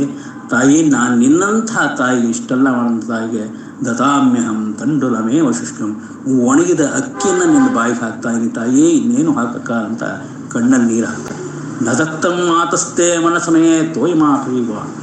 ನಾನು ತಾಯೇ ನಿನ್ನ ಮರಣ ಸಮಯದಲ್ಲಿ ತೋಯಮಪಿವ, ಒಂದು ತೊಟ್ಟು ನೀರು ಹಾಕಲಿಕ್ಕಾಗಲಿಲ್ಲ. ಸ್ವದಾವ ನೋ ದತ್ತ, ನಾನು ಏನನ್ನೂ ಕೊಡೋಕ್ಕಾಗಲಿಲ್ಲ. ಮರಣ ದಿವಸ ಶ್ರಾದ್ದ ದಿನ ನಿನಗೆ ಒಂದು ಶ್ರಾದ್ದದ ವಿಧಿಗಳನ್ನು ಮಾಡಲಿಲ್ಲ, ನಿನ್ನ ಬಾಯಿಗೆ ನೀರು ಹಾಕಲಿಲ್ಲ, ನಿನ್ನ ಸೇವೆಯನ್ನು ಮಾಡಲಿಲ್ಲ, ನಿನಗೇನನ್ನೂ ಕೊಡಲಿಲ್ಲ. ನ ಜಪ್ತ್ವ ಮಾತಸ್ಥೋ ಮನಸಮೇ ತಾರಕ ಮನಹು ಅಕಾಲೇ ಸಂಪ್ರಾಪ್ತೆ ಮೈಕುರು ದಯಾಂ ಮಾತುರ್ತಲಾಂ. ತಾಯಿ, ನೀ ಮಾಡಿರೋದಕ್ಕೆ ನಾನು ಏನನ್ನೂ ಮಾಡಲಿಕ್ಕಾಗಲ್ಲ. ಮಾತುರತುಲಾಂ ತಾಯಿ, ಅದಕ್ಕೆ ಕುಪುತ್ರೋದಾಯೇ ತತ್ ಕ್ವಚಿತ ಬಿರ್ಪುರ ಮಾತಾ ಭವತಿ. ತಾಯಿ ಎಷ್ಟು ದೊಡ್ಡವು ಅಂತಂದರೆ, ಯಕ್ಷರಾಜ ಧರ್ಮರಾಯನ ಕೇಳ್ತಾನೆ ಪ್ರಶ್ನೆಯನ್ನು, ಜಗತ್ತಿನಲ್ಲಿ ಭೂಮಿಗಿಂತ ದೊಡ್ಡದು ಯಾವುದು ಅಂತ. ಆಗ ಆ ಧರ್ಮರಾಯ ಹೇಳ್ತಾನೆ, ಭೂಮಿಗಿಂತ ದೊಡ್ಡದಾಗಿರ್ತಕ್ಕಂಥದ್ದು ಜನನಿ ಅಂತ. ಅಷ್ಟು ಅವಳು ಆ ಭಾರವನ್ನು ಕೊಡ್ತಾಳೆ. ದಯಾ ಮಾತುರತುಲ, ಯಾವುದಕ್ಕೂ ಸಮಾನ ಅಲ್ಲಮ್ಮ, ನನ್ನ ಕ್ಷಮಿಸ್ಬಿಡು ಅಂತ ಕಣ್ಣಲ್ಲಿ ನೀರು ಹಾಕ್ತಾರೆ. ಆ ಶಂಕರ ಕ್ರಾಂತಿಕಾರಿಯಾಗಿ ಅನೇಕ ವಿಷಯಗಳನ್ನು ಮಾಡಿ ಒಂದು ಬ್ರಹ್ಮಸ್ಥಾಪನೆಯನ್ನು ವಿಚಾರವನ್ನು ಸ್ಥಾಪನೆ ಮಾಡಿ ವೈದಿಕ ಮತವನ್ನು ಪರಿಷ್ಕರಿಸಿ ಅದೆಲ್ಲವನ್ನು ಮಾಡಿ ಮತ್ತೊಮ್ಮೆ ಸನಾತನ ವೈದಿಕ ಧರ್ಮ ಉಳಿಯೋ ಹಾಗೆ ಮಾಡ್ತಾ, ತನ್ನ ತಾಯಿಯನ್ನು ಬಿಟ್ಟು ಆರ್ಯೆಯನ್ನು ಬಿಟ್ಟು ಆರ್ಯಾವರ್ತಕ್ಕೋಸ್ಕರ ದುಡಿದು ಶಾಶ್ವತವಾದಂಥ ಒಂದು ಸನಾತನ ಧರ್ಮವನ್ನು ಉಳಿಸಿದಂತಹ ಶಂಕರ ಅವನ ಬಾಲ್ಯದಿಂದ ಹಿಡಿದು ತನ್ನ 3ನೇ ವರ್ಷದಿಂದ 32 ವರ್ಷದ ಜೀವನದಲ್ಲಿ ಅವನು ಮಾಡಿದಂಥ ಅಧ್ಯಯನ ಅಧ್ಯಾಪನ ಅವನು ಮಾಡ್ತಕ್ಕಂತಹ ಕಾರ್ಯ ಸಾಧನೆಗಳು, ಅವನು ಅವಿರತವಾಗಿ ನಡೆದಂಥದ್ದು, ಸರ್ವಜ್ಞ ಪೀಠವನ್ನು ಏರಿದಂಥದ್ದು ಇವೆಲ್ಲವೂ ಸಹ ಒಂದು ನಮಗೆ ಮಾದರಿಯಾಗಿದೆ. ಶಂಕರರಿಂದ ಈ ಭೂಮಿ ಪುನೀತವಾಗಿದೆ. ಶಂಕರರಿಂದ ಆ ಪರಂಪರೆಯ ವಾರಸುದಾರಿಕೆಯಾಗಿ ನಾವು ಸಹ ಹೆಮ್ಮೆ ಪಟ್ಕೊಳ್ಳೋದಾಗಿದೆ. ಅವರ ಜೀವನದ ಅನುಷ್ಠಾನವನ್ನು ಮಾಡೋಣ. ಕಟ್ಟ ಕಡೆಗೆ ಆಗಬೇಕಾದಂಥದ್ದು ಅಂತಂದರೆ ಯಾವುದರಿಂದ ನರಳ್ತಾ ಇದೀವೋ, ಯಾವುದು ಶಾಶ್ವತವೋ ಶಾಶ್ವತವಾದನ್ನು ತಿಳ್ಕೊಂಡು ಸಮಾಜಾಭಿಮುಖವಾಗಿ ಸಾಮಾನ್ಯರಿಗೂ ಅರ್ಥವಾಗುವಂಥ ರೀತಿಯಲ್ಲಿ ಅವರು ಬರೆದಂಥ ಒಂದು ಮಾತನ್ನು ಹೇಳಿ ನನ್ನ ಮಾತನ್ನು ಮುಗಿಸ್ತೀನಿ. ಗೇಯಂ ಗೀತಾ ನಾಮ ಸಹಸ್ರಂ ಜೇಯಂ ಶ್ರೀಪತಿ ರೂಪಮಜಸ್ರಂ ನೇಯಂ ಸಜ್ಜನ ಸಂಗೇ ಚಿತ್ತಂ ದೇಯಂ ದೀನ ಜನಾಯ ಚಿತ್ತಂ. ಎಷ್ಟು ಹೇಳಿದ್ರು ಅಂತಂದರೆ ಬ್ರಹ್ಮ ಸತ್ಯ ಜಗನ್ಮಿಥ್ಯ ಅಹಂ ಬ್ರಹ್ಮಾಸ್ಮಿ ತತ್ವಮಸಿ ಎಲ್ಲ ವಿಷಯಗಳು ನಮಗೆ ತಿಳಿಯಲಿದ್ರು ಬೇಡ, ಅರ್ಥವಾಗಲಿದ್ರು ಬೇಡ, ನಾ ಮಾಡಬಹುದಾದಂಥದ್ದೇನು. ಗೇಯಂ ಗೀತಾ ನಾಮ ಸಹಸ್ರಂ, 100 ಸಲ 1000 ಸಲ ಆ ಗೀತೆಯನ್ನು ಹೇಳಿ. ಗೇಯಂ ಗೀತಾ ಹಾಡಿ, ಗೀತೆಯನ್ನು ಹಾಡಿ, ಆ ವಿಷ್ಣು ಸಹಸ್ರನಾಮವನ್ನು ಹಾಡಿ. ನೇಯಂ ಸಜ್ಜನ ಸಂಗೇ ಚಿತ್ತಂ, ಸಜ್ಜನರಲ್ಲಿ ಚಿತ್ತವನ್ನಿಡಿ. ಸಮಾಜದಲ್ಲಿ ದರಿದ್ರದಲ್ಲಿರ್ತಕ್ಕಂಥವರು ಯಾರು ನರಳ್ತಾರೋ ಅವ್ರಿಗೆ ದೇಯಂ ದೀನ ಜನಾಚ ವಿತ್ತಂ, ಕೆಲವರಿಗೆ ಚಿತ್ತವನ್ನು ಕೊಡಿ, ಕೆಲವರಿಗೆ ವಿತ್ತವನ್ನು ಕೊಡಿ. ನೀವು ಎಲ್ಲ ರೀತಿಯಲ್ಲೂ ಭಗವಂತನ ಆರಾಧನೆಯನ್ನು, ಯಾಕಂದರೆ ಎಲ್ಲವೂ ವಿಶ್ವ ಚೈತನ್ಯದ ನಾನಾ ರೂಪಗಳು, ಅದನ್ನು ಆರಾಧನೆ ಮಾಡೋಣ. ಸಮಾಜದ ಆರಾಧನೆಯೇ ವಿಶ್ವದ ಆರಾಧನೆ, ಅದೇ ವಿಶ್ವ ಚೈತನ್ಯದ ಆರಾಧನೆ. ಅಷ್ಟು ಹೇಳಿ ಇವತ್ತು ನನ್ನ ಮಾತನಾಡಲಿಕ್ಕೆ ಅವಕಾಶ ಕೊಟ್ಟಂಥ ಅಖಿಲ ಸಾಹಿತ್ಯ ಪರಿಷತ್ತಿನ ಎಲ್ಲ ಹಿರಿಯರಿಗೆ ಮತ್ತು ತಾಳ್ಮೆಯಿಂದ ಕೇಳಂಥ ನಿಮ್ಮೆಲ್ಲರಿಗೂ ವಂದಿಸಿ ನನ್ನ ಮಾತನ್ನು ಮುಗಿಸ್ತೀನಿ. ಹಂಸಕ್ಷೀರ ನ್ಯಾಯದಂತೆ ಒಳ್ಳೆಯದನ್ನು ಮಾತ್ರ ಸ್ವೀಕರಿಸಿ. ಯಾಕೆಂದರೆ ಇವತ್ತಿನ ವಿಷಯ ತುಂಬ ಅಗಾಧವಾದಂಥದ್ದು. ಯಾವುದನ್ನು ಹೇಳಬೇಕು ಯಾವುದನ್ನು ಬಿಡಬೇಕು ಅನ್ನೋತಕ್ಕಂಥದ್ದೇ ಒಂದು ಗೊಂದಲ ಇರುವಂಥದ್ದು. ಇಷ್ಟಾಗಿಯೂ ಸ್ವಲ್ಪ ಸಮಯ ಮೇಲಿದ್ದಕ್ಕೆ ಕ್ಷಮೆಯನ್ನು ಕೇಳಿ ನಾನು ಮಾತು ಮುಗಿಸ್ತೇನೆ. ನಮಸ್ಕಾರ.